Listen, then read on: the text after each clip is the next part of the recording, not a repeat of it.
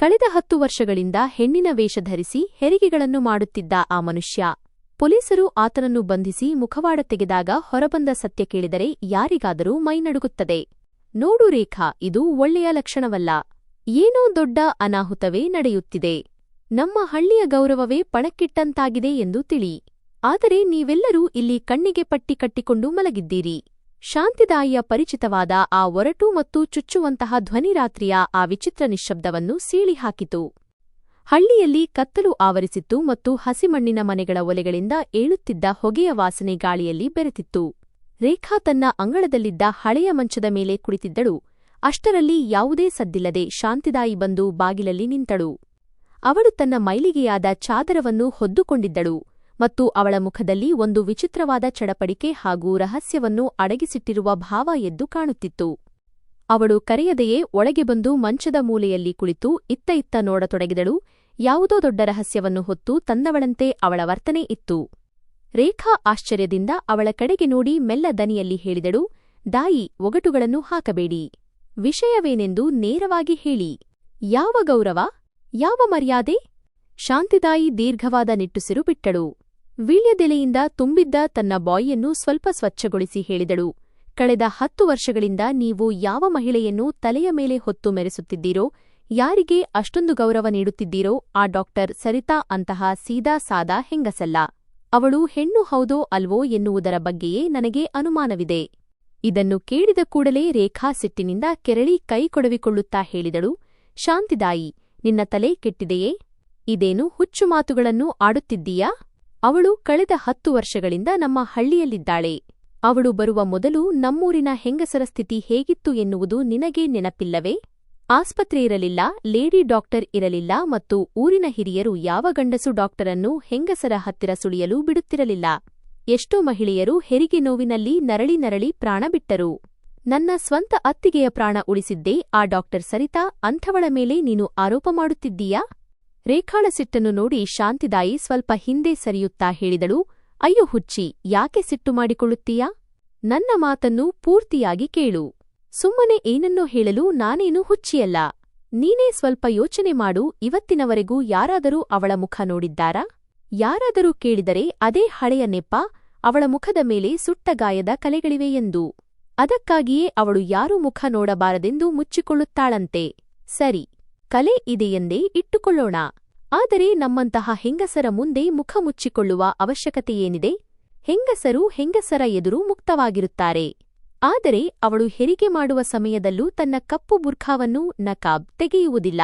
ಇನ್ನು ಅವಳ ಧ್ವನಿ ನೀನು ಯಾವಾಗಲಾದರೂ ಗಮನಿಸಿದ್ದೀಯಾ? ರೇಖಾ ಈಗ ಸ್ವಲ್ಪ ಶಾಂತವಾದಳು. ಆದರೆ ಅವಳ ಮುಖದಲ್ಲಿ ಗೊಂದಲ ಎದ್ದು ಕಾಣುತ್ತಿತ್ತು. ಅವಳು ಮೆಲ್ಲಗೆ ಕೇಳಿದಳು, ನಿನ್ನ ಮಾತಿನ ಅರ್ಥವೇನು? ಸ್ಪಷ್ಟವಾಗಿ ಹೇಳು. ಶಾಂತಿದಾಯಿ ಈಗ ಇನ್ನಷ್ಟು ಹತ್ತಿರ ಬಂದು ಮೆಲ್ಲಗೆ ಆದರೆ ಭಯಾನಕ ಧ್ವನಿಯಲ್ಲಿ ಹೇಳಿದಳು, ನನಗೆ ಪಕ್ಕಾ ಖಾತ್ರಿ ಇದೆ. ಆ ಡಾಕ್ಟರ್ ಸರಿತಾ ನಿಜವಾಗಿ ಹೆಂಗಸಲ್ಲ, ಬದಲಿಗೆ ಒಬ್ಬ ಗಂಡಸು. ಕಳೆದ 10 ವರ್ಷಗಳಿಂದ ಅವಳು ನಮ್ಮನ್ನೆಲ್ಲ ಮಂಗಮಾಡುತ್ತಿದ್ದಾಳೆ. ಇದನ್ನು ಕೇಳಿದ ಕೂಡಲೇ ರೇಖಾಳ ಕೈಕಾಲುಗಳು ತಣ್ಣಗಾದವು. ಅವಳ ಮೆದುಳಿನಲ್ಲಿ ಕಳೆದ 10 ವರ್ಷಗಳ ಘಟನೆಗಳು ಸುಳಿಯತೊಡಗಿದವು. ಡಾಕ್ಟರ್ ಸರಿತಾ ಯಾವಾಗಲೂ ಬುರ್ಖಾ ಧರಿಸಿಯೇ ಇರುವುದು, ಯಾರೊಂದಿಗೂ ಅಷ್ಟಾಗಿ ಬೆರೆಯದೇ ಇರುವುದು ಮತ್ತು ಪ್ರತಿ ಬಾರಿಯೂ ತನ್ನನ್ನು ತಾನು ಬೇರೆಯವರಿಂದ ದೂರವಿರಿಸಿಕೊಳ್ಳುವುದು. ಆದರೆ ಇಷ್ಟಾದರೂ ಅವಳ ಮನಸ್ಸು ಈ ಮಾತನ್ನು ನಂಬಲು ಸಿದ್ಧವಿರಲಿಲ್ಲ. ಇದೆಲ್ಲ ಸುಳ್ಳು ಎಂದು ಅವಳು ತನಗೆ ತಾನೇ ಸಮಾಧಾನ ಪಡಿಸಿಕೊಳ್ಳುತ್ತಾ ಹೇಳಿದಳು, ಹೀಗಿರಲು ಸಾಧ್ಯವೇ ಇಲ್ಲ. ಆದರೆ ಶಾಂತಿದಾಯಿಯ ಕಣ್ಣಿನಲ್ಲಿದ್ದ ಆ ನಂಬಿಕೆ ರೇಖಾಳ ಮನಸ್ಸಿನಲ್ಲಿ ಭಯ ಹುಟ್ಟಿಸಿತು.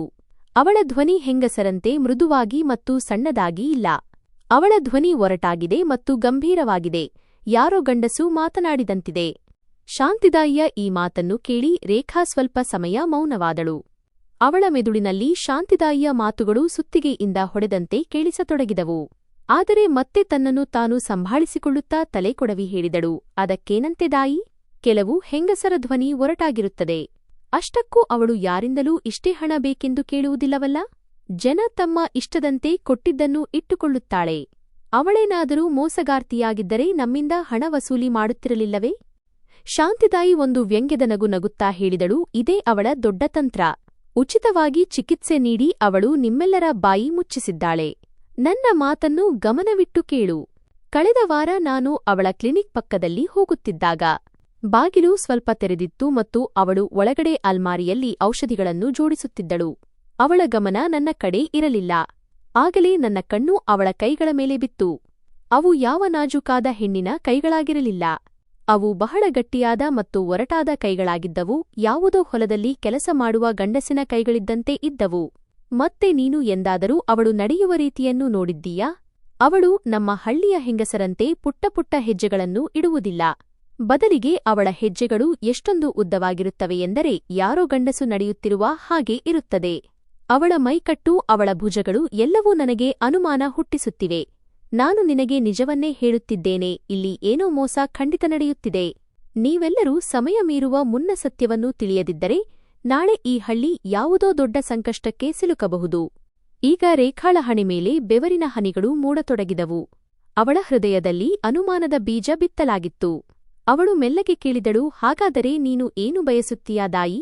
ನಾನು ಒಬ್ಬಳೇ ಏನು ಮಾಡಲು ಸಾಧ್ಯ?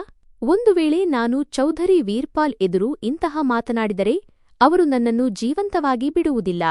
ಅವರ ಸ್ವಂತ ಪತ್ನಿಯ ಚಿಕಿತ್ಸೆಯನ್ನು ಅವಳೇ ಮಾಡುತ್ತಾಳೆ.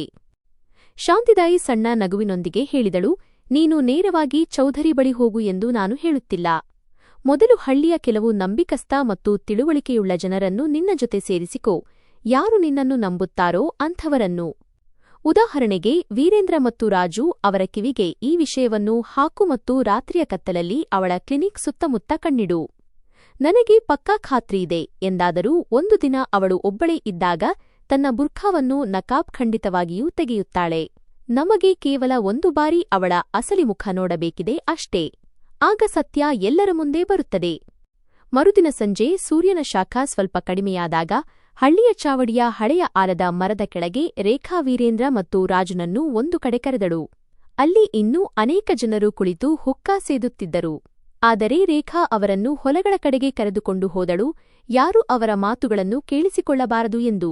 ಅಲ್ಲಿಗೆ ತಲುಪಿದ ಮೇಲೆ ರೇಖಾ ಬಹಳ ಜಾಗರೂಕತೆಯಿಂದ ಶಾಂತಿದಾಯಿಯ ಎಲ್ಲಾ ಮಾತುಗಳನ್ನು ಅವರಿಗೆ ತಿಳಿಸಿದಳು. ವೀರೇಂದ್ರ ಮೊದಲೇ ಮುಂಗೋಪಿ ಸ್ವಭಾವದವನಾಗಿದ್ದ. ಇದೆಲ್ಲವನ್ನೂ ಕೇಳಿ ಅವನು ಕೋಪದಿಂದ ಕೆಂಡಾಮಂಡಲನಾದ. ಅವನು ತಕ್ಷಣವೇ ರೇಖಾಳ ಕೈ ಹಿಡಿದುಕೊಂಡನು ಮತ್ತು ಅವನ ಕಣ್ಣುಗಳಲ್ಲಿ ಸಿಟ್ಟು ತುಂಬಿಬಂದಿತು. ನಿನ್ನ ನಾಲಿಗೆ ಸೀಳಿನಾಯಿಗಳಿಗೆ ಹಾಕುತ್ತೇನೆ ರೇಖಾ. ನೀನೇನಾದರೂ ನಮ್ಮ ಡಾಕ್ಟರ್ ಸರಿತಾ ಬಗ್ಗೆ ಇನ್ನೊಂದು ಮಾತು ಆಡಿದರೆ. ಅವನು ಅರಚುತ್ತಾ ಹೇಳಿದ, ನಿನಗೆ ನೆನಪಿಲ್ಲವೇ? ಕಳೆದ ವರ್ಷ ನನ್ನ ಹೆಂಡತಿ ಸಾಯುವ ಸ್ಥಿತಿಯಲ್ಲಿದ್ದಾಗ ಮತ್ತು ಅವಳನ್ನು ಪೇಟೆಗೆ ಕರೆದುಕೊಂಡು ಹೋಗಲು ಯಾವುದೇ ದಾರಿ ಇಲ್ಲದಿದ್ದಾಗ ಇದೇ ಹೆಂಗಸು ರಾತ್ರಿಯಿಡೀ ಎಚ್ಚರವಿದ್ದು ನನ್ನ ಹೆಂಡತಿ ಮತ್ತು ಮಗುವಿನ ಪ್ರಾಣ ಉಳಿಸಿದ್ದಳು. ಅವಳು ಸಾಮಾನ್ಯ ಹೆಂಗಸಲ್ಲ, ಅವಳು ಪುಣ್ಯಾತ್ಮಳು. ಆದರೆ ನೀವೆಲ್ಲರೂ ಒಬ್ಬ ಹೊಟ್ಟೆಕಿಚ್ಚಿನ ದಾಯಿಯ ಮಾತು ಕೇಳಿ ಅವಳ ಮೇಲೆ ಆರೋಪ ಮಾಡುತ್ತಿದ್ದೀರಿ. ದಾಯಿಯ ಸ್ವಂತ ಕೆಲಸ ನಿಂತು ಹೋಗಿದೆ.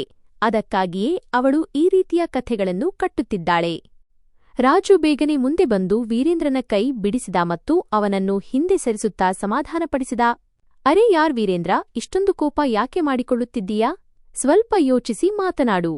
ರೇಖಾ ಯಾರೋ ಪರಕೀಯಳಲ್ಲ, ನಮ್ಮವಳೇ. ಮತ್ತು ಅವಳು ದಾಯಿಯ ಮಾತು ಪೂರ್ತಿ ಸತ್ಯ ಎಂದು ಹೇಳುತ್ತಿಲ್ಲವಲ್ಲ. ಅವಳು ಕೇವಲ ದಾಯಿಯ ಮಾತಿನಲ್ಲಿ ಸ್ವಲ್ಪ ಹುರುಳಿರಬಹುದು ಎಂದು ಹೇಳುತ್ತಿದ್ದಾಳೆ. ಆ ಹೆಂಗಸು ಇಲ್ಲಿಗೆ ಬಂದು 10 ವರ್ಷಗಳಾದವು ಮಗ. ನಮ್ಮಲ್ಲಿ ಯಾರೂ ಇವತ್ತಿನವರೆಗೂ ಅವಳ ಮುಖವನ್ನು ನೋಡಿಲ್ಲ. ಅವಳ ಧ್ವನಿ ಕೂಡ ಸಾಮಾನ್ಯ ಹೆಂಗಸರ ಹಾಗೆ ಇಲ್ಲ. ನಾವು ಕನಿಷ್ಠ ಪಕ್ಷ ನಮ್ಮ ಸಮಾಧಾನಕ್ಕಾದರೂ ಒಮ್ಮೆ ಪರೀಕ್ಷಿಸಿಕೊಳ್ಳಬೇಕಲ್ಲವೇ? ಸತ್ಯ ಏನೇ ಇರಲಿ, ಒಂದು ಬಾರಿ ಹೊರಬರಲಿ. ಒಂದು ವೇಳೆ ಅವಳು ನಿಜವಾಗಿಯೂ ಹೆಂಗಸಾಗಿದ್ದು ಅವಳ ಮುಖ ಸುಟ್ಟು ಹೋಗಿದ್ದರೆ ನಮಗೇನು ನಷ್ಟ? ನಾವು ಸುಮ್ಮನೆ ವಾಪಸ್ ಬರುತ್ತೇವೆ ಮತ್ತು ಆ ದಾಯಿಯನ್ನು ಶಾಶ್ವತವಾಗಿ ಸುಳ್ಳುಗಾರ್ತಿ ಎಂದು ಸಾಬೀತುಪಡಿಸುತ್ತೇವೆ. ವೀರೇಂದ್ರನ ಕೋಪ ಈಗ ಸ್ವಲ್ಪ ಶಾಂತವಾಗಿತ್ತು. ಆದರೆ ಅವನ ಹಣೆಯ ಮೇಲಿನ ನೆರಿಗೆಗಳು ಅವನು ಒಳಗೊಳಗೆ ಪೂರ್ತಿಯಾಗಿ ಒಪ್ಪಿಕೊಂಡಿಲ್ಲ ಎಂದು ಹೇಳುತ್ತಿದ್ದವು. ಅವನು ಒಂದು ದೀರ್ಘವಾದ ನಿಟ್ಟುಸಿರು ಬಿಟ್ಟನು ಮತ್ತು ಮೆಲ್ಲನೆ ಆದರೆ ಗಂಭೀರ ದನಿಯಲ್ಲಿ ಹೇಳಿದ, ಸರಿ, ಹಾಗಾದರೆ ಏನು ಮಾಡಬೇಕು? ನಿಮ್ಮ ಉದ್ದೇಶವೇನು? ರೇಖಾ ಸುತ್ತಲೂ ಕಣ್ಣಾಡಿಸಿ ತಮ್ಮ ಮಾತುಗಳನ್ನು ಯಾರೂ ಕೇಳಿಸಿಕೊಳ್ಳುತ್ತಿಲ್ಲ ಎಂದು ಖಚಿತಪಡಿಸಿಕೊಂಡಳು. ನಂತರ ಅವಳು ಸ್ವಲ್ಪ ಬಗ್ಗಿ ಪಿಸುಗುಟ್ಟುತ್ತಾ ಹೇಳಿದಳು, ಇಂದು ರಾತ್ರಿ ನಾವು ಅವಳ ಕ್ಲಿನಿಕ್ ಹೊರಗೆ ಕಾವಲು ಕಾಯೋಣ. ಇತ್ತೀಚೆಗೆ ಬಹಳ ಸೆಖೆ ಇದೆ, ಉಸಿರು ಕಟ್ಟುವಂತಹ ವಾತಾವರಣವಿದೆ. ರಾತ್ರಿಯ ಹೊತ್ತು ಕ್ಲಿನಿಕ್ಗೆ ಯಾವ ರೋಗಿಯೂ ಬರುವುದಿಲ್ಲ. ಇಷ್ಟೊಂದು ಸೆಖೆಯಲ್ಲಿ ಅವಳು ಒಬ್ಬಳೇ ಇರುವಾಗ ತನ್ನ ಮುಖವಾಡವನ್ನು ಖಂಡಿತವಾಗಿಯೂ ತೆಗೆಯುತ್ತಾಳೆ ಎಂದು ನನಗೆ ಪಕ್ಕಾ ನಂಬಿಕೆಯಿದೆ. ನಮಗೆ ಕೇವಲ ಒಂದು ಬಾರಿ ಅವಳನ್ನು ನೋಡಬೇಕಿದೆ. ಆಗ ನಮ್ಮ ಮನಸ್ಸಿನ ಅನುಮಾನ ದೂರವಾಗುತ್ತದೆ. ವೀರೇಂದ್ರ ಮತ್ತು ರಾಜು ಒಬ್ಬರನ್ನೊಬ್ಬರು ನೋಡಿಕೊಂಡರು, ಕೊನೆಯ ಬಾರಿಗೆ ಯೋಚಿಸುತ್ತಿರುವವರಂತೆ. ನಂತರ ಇಬ್ಬರೂ ಮೌನವಾಗಿ ತಲೆ ಅಲ್ಲಾಡಿಸಿ ಸಮ್ಮತಿಸಿದರು. ನಿಮ್ಮ ಕಥೆಯ ಈ ಭಾಗದ ಪೂರ್ಣ ಕನ್ನಡ ಅನುವಾದ ಇಲ್ಲಿದೆ. ರಾತ್ರಿ ನಿಧಾನವಾಗಿ ಮತ್ತಷ್ಟು ಗಾಢವಾಗುತ್ತಾ ಸಾಗಿತು. ಅದು ವಿಪರೀತ ಸೆಖೆ ಮತ್ತು ಉಸಿರುಕಟ್ಟುವಂತಹ ವಾತಾವರಣದ ರಾತ್ರಿಯಾಗಿತ್ತು. ಆಕಾಶದಲ್ಲಿ ನಕ್ಷತ್ರಗಳು ಸಹ ಮಂಜಿನಲ್ಲಿ ಕಳೆದುಹೋದಂತೆ ಕಾಣುತ್ತಿದ್ದವು. ಗಾಳಿ ಸಂಪೂರ್ಣವಾಗಿ ನಿಂತುಹೋಗಿತ್ತು. ಒಂದು ಎಲೆಯೂ ಅಲುಗಾಡುತ್ತಿರಲಿಲ್ಲ. ಶಾಖ ಎಷ್ಟಿತ್ತೆಂದರೆ ಮೈ ಸುಡುತ್ತಿತ್ತು ಮತ್ತು ಬೆವರು ಸುರಿಯುವುದು ನಿಲ್ಲುತ್ತಲೇ ಇರಲಿಲ್ಲ. ರಾತ್ರಿ ಸುಮಾರು ಮಧ್ಯರಾತ್ರಿ 2 ಗಂಟೆಯಾಗಿತ್ತು ಮತ್ತು ಇಡೀ ಹಳ್ಳಿ ಗಾಢನಿದ್ರೆಯಲ್ಲಿ ಮುಳುಗಿತ್ತು. ಕ್ಲಿನಿಕ್ ಹೊರಗೆ ಒಂದು ಹಳೆಯ ಅಶ್ವತ್ಥ ಮರದ ಕೆಳಗೆ ಅದರ ದಟ್ಟವಾದ ನೆರಳಿನಲ್ಲಿ ರೇಖಾ, ವೀರೇಂದ್ರ ಮತ್ತು ರಾಜು ಅಡಗಿ ಕುಳಿತಿದ್ದರು. ಕ್ಲಿನಿಕ್ ಒಳಗಡೆ ಒಂದು ಮಂದವಾದ ಹಳದಿ ಬಲ್ಬ್ ಉರಿಯುತ್ತಿತ್ತು. ಅದರ ಅಸ್ಪಷ್ಟ ಬೆಳಕು ಕಿಟಕಿಯ ಗಾಜಿನ ಮೂಲಕ ಹೊರಗೆ ಬರುತ್ತಿತ್ತು. ಹೊರಗಿನ ಗಾಳಿ ಒಳಗೆ ಹೋಗಲೆಂದು ಕಿಟಕಿಯ ಒಂದು ಬದಿಯನ್ನು ಸ್ವಲ್ಪ ತೆರೆಯಲಾಗಿತ್ತು. ವೀರೇಂದ್ರ ತನ್ನ ಶರ್ಟ್ ತೋಳಿನಿಂದ ಮುಖದ ಬೆವರನ್ನು ಒರೆಸಿಕೊಳ್ಳುತ್ತಾ ರೇಖಾಳ ಕಿವಿಯಲ್ಲಿ ಮೆಲ್ಲನೆ ಹೇಳಿದ, ಸ್ವಲ್ಪ ಹೋಗಿ ನೋಡು, ಒಳಗಡೆ ಏನು ನಡೆಯುತ್ತಿದೆ ಅಂತ. ರೇಖಾ ಗಾಬರಿಯಿಂದಲೇ ಧೈರ್ಯ ತಂದುಕೊಂಡು ಸದ್ದಿಲ್ಲದೆ ಕಿಟಕಿಯ ಹತ್ತಿರ ಹೋಗಿ ಇಣುಕಿ ನೋಡಿದಳು. ಒಳಗಿನ ದೃಶ್ಯ ಕಂಡು ಅವಳ ಉಸಿರೇ ನಿಂತುಹೋದಂತಾಯಿತು. ಡಾಕ್ಟರ್ ಸರಿತಾ ಒಂದು ಮರದ ಕುರ್ಚಿಯ ಮೇಲೆ ಕುಳಿತಿದ್ದಳು. ಉಸಿರು ಕಟ್ಟುವ ಸೆಖೆಯಿಂದ ಅವಳ ಸ್ಥಿತಿ ಹದಗೆಟ್ಟಿತ್ತು. ಅವಳು ತನ್ನ ದಟ್ಟವಾದ ಕಪ್ಪು ನಕಾಬ್ ಮುಖವಾಡ ತೆಗೆದು ಕೊರಳಿಗೆ ಹಾಕಿಕೊಂಡಿದ್ದಳು ಮತ್ತು ಒಂದು ಬಿಳಿ ಟವಲ್ನಿಂದ ತನ್ನ ಮುಖ ಹಾಗೂ ಕುತ್ತಿಗೆಯ ಬೆವರನ್ನು ಒರೆಸಿಕೊಳ್ಳುತ್ತಿದ್ದಳು. ರೇಖಾಳ ದೃಷ್ಟಿ ಅವಳ ಮುಖದ ಮೇಲೆ ಬೀಳುತ್ತಿದ್ದಂತೆಯೇ ಅವಳ ಕಣ್ಣುಗಳು ಅಚ್ಚರಿಯಿಂದ ಅರಳಿದವು. ಎದುರಿಗೆ ಕುಳಿತಿರುವುದು ಯಾವುದೇ ಹೆಂಗಸಲ್ಲ, ಬದಲಿಗೆ ಒಬ್ಬ ಗಂಡಸು. ಅವನ ಮುಖದಲ್ಲಿ ತೀವ್ರವಾದ ಆಯಾಸ ಎದ್ದು ಕಾಣುತ್ತಿತ್ತು ಮತ್ತು ಅವನ ದಟ್ಟವಾದ ಗಡ್ಡಬೆವರಿನಿಂದ ನೆನೆದಿತ್ತು. ರೇಖಾಳ ಗಂಟಲಲ್ಲಿ ಮುಳ್ಳು ಚುಚ್ಚಿದಂತಾಯಿತು. ಅವಳ ಬಾಯಿಯಿಂದ ಕಿರುಚಾಟ ಹೊರಬರುವಷ್ಟರಲ್ಲಿ ತಡೆಹಿಡಿದಳು. ಅವಳು ತಕ್ಷಣ ತನ್ನ 2 ಕೈಗಳಿಂದ ಬಾಯನ್ನು ಗಟ್ಟಿಯಾಗಿ ಒತ್ತಿ ಹಿಡಿದುಕೊಂಡಳು. ಅವಳ ಹೃದಯ ಜೋರಾಗಿ ಬಡಿಯತೊಡಗಿತು. ಅವಳು ಹಿಂದಕ್ಕೆ ಹೆಜ್ಜೆ ಹಾಕುತ್ತಾ ತಡಬಡಾಯಿಸುತ್ತಾ ವೀರೇಂದ್ರ ಮತ್ತು ರಾಜು ಇದ್ದಲ್ಲಿಗೆ ಬಂದಳು. ಕತ್ತಲೆಯಲ್ಲೂ ಅವಳ ಮುಖ ಬಿಳಿಚಿಕೊಂಡಿರುವುದು ಸ್ಪಷ್ಟವಾಗಿ ಕಾಣುತ್ತಿತ್ತು ಮತ್ತು ಅವಳ ಕೈಕಾಲುಗಳು ಕೆಟ್ಟದಾಗಿ ನಡುಗುತ್ತಿದ್ದವು. ತಾನು ಕಂಡ ಸತ್ಯವನ್ನು ಅವಳೇ ನಂಬಲು ಸಿದ್ಧವಿಲ್ಲದ ಹಾಗೆ ಅವಳ ಸ್ಥಿತಿ ಇತ್ತು. ವೀರೇಂದ್ರ ರೇಖಾಳ ಸ್ಥಿತಿಯನ್ನು ಕಂಡು ಗಾಬರಿಯಿಂದ ಕೇಳಿದ, ಏನಾಯಿತು ರೇಖಾ, ನಿನ್ನ ಸ್ಥಿತಿ ಹೀಗೇಕಿದೆ? ಒಳಗಡೆ ಯಾವುದಾದರೂ ಭಯಾನಕ ದೃಶ್ಯ ಕಂಡೆಯಾ? ರೇಖಾಳ ತುಟಿಗಳು ನಡುಗುತ್ತಿದ್ದವು, ಧವನಿ ಗಂಟಲಲ್ಲೇ ಸಿಕ್ಕಿಹಾಕಿಕೊಂಡಿತ್ತು. ಅವಳು ಬಹಳ ಕಷ್ಟಪಟ್ಟು ಪದಗಳನ್ನು ಕೂಡಿಸಿ ತೊದಲುತ್ತಾ ಹೇಳಿದಳು, ಭಯಾನಕವಲ್ಲ. ಅವಳು ಯಾವುದೇ ಹೆಂಗಸಲ್ಲ, ಅವನೊಬ್ಬ ಗಂಡಸು, ಗಡ್ಡವಿರುವ ಗಂಡಸು. ಇದನ್ನು ಕೇಳಿದ ಕೂಡಲೇ ವೀರೇಂದ್ರ ಮತ್ತು ರಾಜುನ ಪಾದದ ಕೆಳಗಿನ ನೆಲವೇ ಕುಸಿದಂತಾಯಿತು. ಇಬ್ಬರೂ ಏನನ್ನೂ ಯೋಚಿಸದೆ ಹುಚ್ಚರಂತೆ ಕಿಟಕಿಯ ಕಡೆಗೆ ಓಡಿದರು ಮತ್ತು ಒಳಗಡೆ ಇಣುಕಿ ನೋಡಿದಾಗ ತಾವೇ ಕಂಡ ಆ ದೃಶ್ಯದಿಂದ ಅವರ ಪ್ರಜ್ಞೆಯೇ ತಪ್ಪಿದಂತಾಯಿತು. ಕಳೆದ 10 ವರ್ಷಗಳಿಂದ ಯಾರನ್ನು ಡಾಕ್ಟರ್ ಎಂದು ಭಾವಿಸಿ ತಮ್ಮ ಮನೆಗೆ ಕರೆಯುತ್ತಿದ್ದರೋ, ತಮ್ಮ ಮನೆಯ ಹೆಂಗಸರ ಪ್ರಾಣ ಉಳಿಸಲು ಯಾರ ಮುಂದೆ ಬೇಡಿಕೊಳ್ಳುತ್ತಿದ್ದರೋ ಅವನು ಅಸಲಿಗೆ ಒಬ್ಬ ಗಂಡಸಾಗಿದ್ದ. ವೀರೇಂದ್ರನ ಕಣ್ಣುಗಳಲ್ಲಿ ರಕ್ತ ಇಳಿದು ಬಂದಿತ್ತು. ಅವನ ಕೋಪ ಸ್ಫೋಟಗೊಳ್ಳಲು ಸಿದ್ಧವಾಗಿತ್ತು. ಅವನು ಹತ್ತಿರದಲ್ಲಿದ್ದ ಒಂದು ದೊಡ್ಡ ಕಲ್ಲನ್ನು ಎತ್ತಿಕೊಂಡು ಕಿಟಕಿಯ ಗಾಜನ್ನು ಒಡೆದು ಒಳಗೆ ನುಗ್ಗಲು ಮುಂದಾದನು. ಆದರೆ ಅಷ್ಟರಲ್ಲೇ ರಾಜು ತಟ್ಟನೆ ಅವನ ಕೈ ಹಿಡಿದು ಪೂರ್ತಿ ಶಕ್ತಿಯಿಂದ ತಡೆಯುತ್ತಾ ಹೇಳಿದ, ಹುಚ್ಚನಾದಿಯಾ ವೀರೇಂದ್ರ, ಈಗ ಕೋಪದಲ್ಲಿ ಬಂದು ಏನಾದರೂ ಅನಾಹುತ ಮಾಡಬೇಡ. ಅವನು ಒಬ್ಬನೇ ಇದ್ದಾನೋ ಅಥವಾ ಅವನ ಹತ್ತಿರ ಯಾವುದಾದರೂ ಆಯುಧವಿದೆಯೋ ನಮಗೆ ಗೊತ್ತಿಲ್ಲ. ಈ ವಿಷಯ ಈಗ ನಮ್ಮ ಕೈ ಮೀರಿ ಹೋಗಿದೆ. ನಾವು ತಕ್ಷಣ ಚೌಧರಿ ವೀರ್ಪಾಲರ ಹವೇಲಿಗೆ ಹೋಗಬೇಕು. ಈ ವಂಚಕನಿಗೆ ಏನು ಮಾಡಬೇಕೆಂದು ಈಗ ಪಂಚಾಯಿತಿಯೇ ನಿರ್ಧರಿಸಲಿ. ಇಂದಿನ ರಾತ್ರಿ ಈ ಹಳ್ಳಿಯ ಅತ್ಯಂತ ಭಯಾನಕ ರಾತ್ರಿಯಾಗಲಿದೆ. ರಾಜನ ಮಾತನ್ನು ಕೇಳಿ ವೀರೇಂದ್ರ ಹೇಗೋ ತನ್ನ ಕೋಪವನ್ನು ಹತೋಟಿಗೆ ತಂದನು. ಕಲ್ಲನ್ನು ನೆಲಕ್ಕೆ ಎಸೆದು ಹಲ್ಲು ಕಡಿಯುತ್ತಾ ಹೇಳಿದ, ನೀನು ಹೇಳುತ್ತಿರುವುದು ಸರಿ. ಇಂದು ಇವನಿಗೆ ಅಂತಹ ಶಿಕ್ಷೆ ಸಿಗಲಿದೆ ಎಂದರೆ ಇನ್ನು ಮುಂದೆ ಯಾರೂ ನಮ್ಮ ಮರ್ಯಾದೆಯ ಜೊತೆ ಆಟವಾಡಲು ಧೈರ್ಯ ಮಾಡಬಾರದು. ಮೂವರು ಅಲ್ಲಿಂದ ಹುಚ್ಚರಂತೆ ಓಡಿದರು. ಅವರ ಹೆಜ್ಜೆಗಳ ಸದ್ದು ರಾತ್ರಿಯ ನಿಶ್ಶಬ್ದವನ್ನು ಸೀಳುತ್ತಿತ್ತು. ಆದರೆ ಈಗ ಅವರಿಗೆ ಯಾವುದರ ಅರಿವು ಇರಲಿಲ್ಲ. ಅವರ ಗುರಿ ಕೇವಲ ಚೌಧರಿ ವೀರ್ಪಾಲರ ಹವೇಲಿಯಾಗಿತ್ತು. ಅಲ್ಲಿ ಈ ಭಯಾನಕ ಸತ್ಯವನ್ನು ಎಲ್ಲರ ಮುಂದೆ ಬಯಲು ಮಾಡಬೇಕಿತ್ತು. ದಾರಿಯಲ್ಲಿ ರೇಖಾ ಎಷ್ಟೋ ಬಾರಿ ಎಡವಿ ಬಿದ್ದಳು. ಆದರೆ ವೀರೇಂದ್ರ ಅವಳನ್ನು ಹಿಡಿದು ಎಬ್ಬಿಸುತ್ತಿದ್ದ ಮತ್ತು ಮೂವರೂ ಮತ್ತೆ ಮುಂದೆ ಓಡುತ್ತಿದ್ದರು. ಅವರ ಮೆದುಳಿನಲ್ಲಿ ಕಳೆದ 10 ವರ್ಷಗಳ ನೆನಪುಗಳು ಯಾವುದೋ ಸಿನೆಮಾದಂತೆ ಸುಳಿಯುತ್ತಿದ್ದವು. ಆ ಮನುಷ್ಯ ಹೇಗೆ ಒಬ್ಬ ಸಾಧಾರಣ ಹೆಂಗಸಿನ ವೇಷದಲ್ಲಿ ಅವರ ಮನೆಗಳಿಗೆ ಬಂದು ಹೋಗುತ್ತಿದ್ದ, ಹಳ್ಳಿಯ ಹೆಂಗಸರು ಹೇಗೆ ಅವನನ್ನು ನಂಬುತ್ತಿದ್ದರು ಮತ್ತು ಅವರೆಲ್ಲರೂ ಹೇಗೆ ಇಂತಹ ದೊಡ್ಡ ವಂಚನೆಗೆ ಬಲಿಯಾದರು ಎನ್ನುವುದು ಅವರ ಕಣ್ಣ ಮುಂದೆ ಬರುತ್ತಿತ್ತು. ಹವೇಲಿಯ ದೊಡ್ಡ ಕಬ್ಬಿಣದ ಬಾಗಿಲಿಗೆ ತಲುಪಿದ ಮೇಲೆ ವೀರೇಂದ್ರ ಜೋರಾಗಿ ಬಾಗಿಲು ಬಡಿಯಲು ಶುರು ಮಾಡಿದನು. ಒಳಗಿನಿಂದ ನಾಯಿಗಳು ಬೊಗಳುವ ಶಬ್ದ ಕೇಳತೊಡಗಿತು. ಸ್ವಲ್ಪ ಹೊತ್ತಿನಲ್ಲೇ ಕಾವಲುಗಾರ ನಿದ್ರೆಗಣ್ಣಿನಿಂದ ಬಾಗಿಲು ತೆರೆಯಲು ಬಂದನು. ಆದರೆ ಅವನು ತೆರೆಯುವ ಮೊದಲೇ ವೀರೇಂದ್ರ ಅವನನ್ನು ತಳ್ಳಿ ಒಳಗೆ ನುಗ್ಗಿ ಜೋರಾಗಿ ಕೂಗಾಡತೊಡಗಿದ, ಚೌಧರಿ ಸಾಹೇಬರೇ, ಚೌಧರಿ ಸಾಹೇಬರೇ. ಚೌಧರಿ ವೀರ್ಪಾಲ್ ಅವರು ಸ್ವಲ್ಪ ಹೊತ್ತಿನ ಹಿಂದಷ್ಟೇ ಮಲಗಿದ್ದರು. ಈ ಗದ್ದಲಕ್ಕೆ ಗಾಬರಿಯಾಗಿ ಹೊರಬಂದರು. ಅವಳ ಮುಖ ಸಂಪೂರ್ಣವಾಗಿ ಬಿಳಿಚಿಕೊಂಡಿತ್ತು. ದೇಹದಲ್ಲಿ ರಕ್ತವೇ ಉಳಿದಿಲ್ಲವೇನೋ ಎಂಬಂತೆ ಕಾಣುತ್ತಿತ್ತು. ಕೊಠಡಿಯಲ್ಲಿ ರಕ್ತದ ತೀವ್ರವಾದ ವಾಸನೆ ಹರಡಿತ್ತು. ಶಾಂತಿದಾಯಿ ಒಂದು ಮೂಲೆಯಲ್ಲಿ ನಿಂತಿದ್ದಳು. ಅವಳ ಕೈಗಳು ರಕ್ತದಿಂದ ಮಗದಿದ್ದವು ಮತ್ತು ಅವಳು ಅಳುತ್ತಿದ್ದಳು. ಚೌಧರಿ ವೀರ್ಪಾಲ್ ಓಡಿಬಂದು ದಾಯಿಯ ಭುಜಗಳನ್ನು ಹಿಡಿದು ಅವಳನ್ನು ಅಲುಗಾಡಿಸುತ್ತಾ ಅಳತೊಡಗಿದರು. ಇದೇನಾಗಿ ಹೋಯಿತು ದಾಯಿ? ನೀನು ಏನಾದರೂ ಮಾಡಬಾರದೆ? ನನ್ನ ಮಗುವನ್ನು ಉಳಿಸು. ನೀನು ಕೇಳಿದ್ದನ್ನು ನಾನು ಕೊಡುತ್ತೇನೆ. ಅಷ್ಟೇ ಸಾಕು, ನನ್ನ ಕವಿತಾಳನ್ನೂ ಉಳಿಸಿಕೊಡು. ಶಾಂತಿದಾಯಿ ತನ್ನ ಕಣ್ಣೀರು ಒರೆಸಿಕೊಂಡು ಅಸಹಾಯಕತೆಯಿಂದ ಹೇಳಿದಳು, ಚೌಧರಿ ಸಾಹೇಬರೇ, ನಾನು ನನ್ನ ಪೂರ್ಣ ಪ್ರಯತ್ನ ಮಾಡಿದೆ. ಆದರೆ ಈಗ ನನ್ನ ಕೈಯಲ್ಲಿ ಏನೂ ಇಲ್ಲ. ರಕ್ತ ತುಂಬಾ ಹರಿದು ಹೋಗಿದೆ ಮತ್ತು ಮಗು ಕೂಡ ಉಲ್ಟಾಯಿದೆ.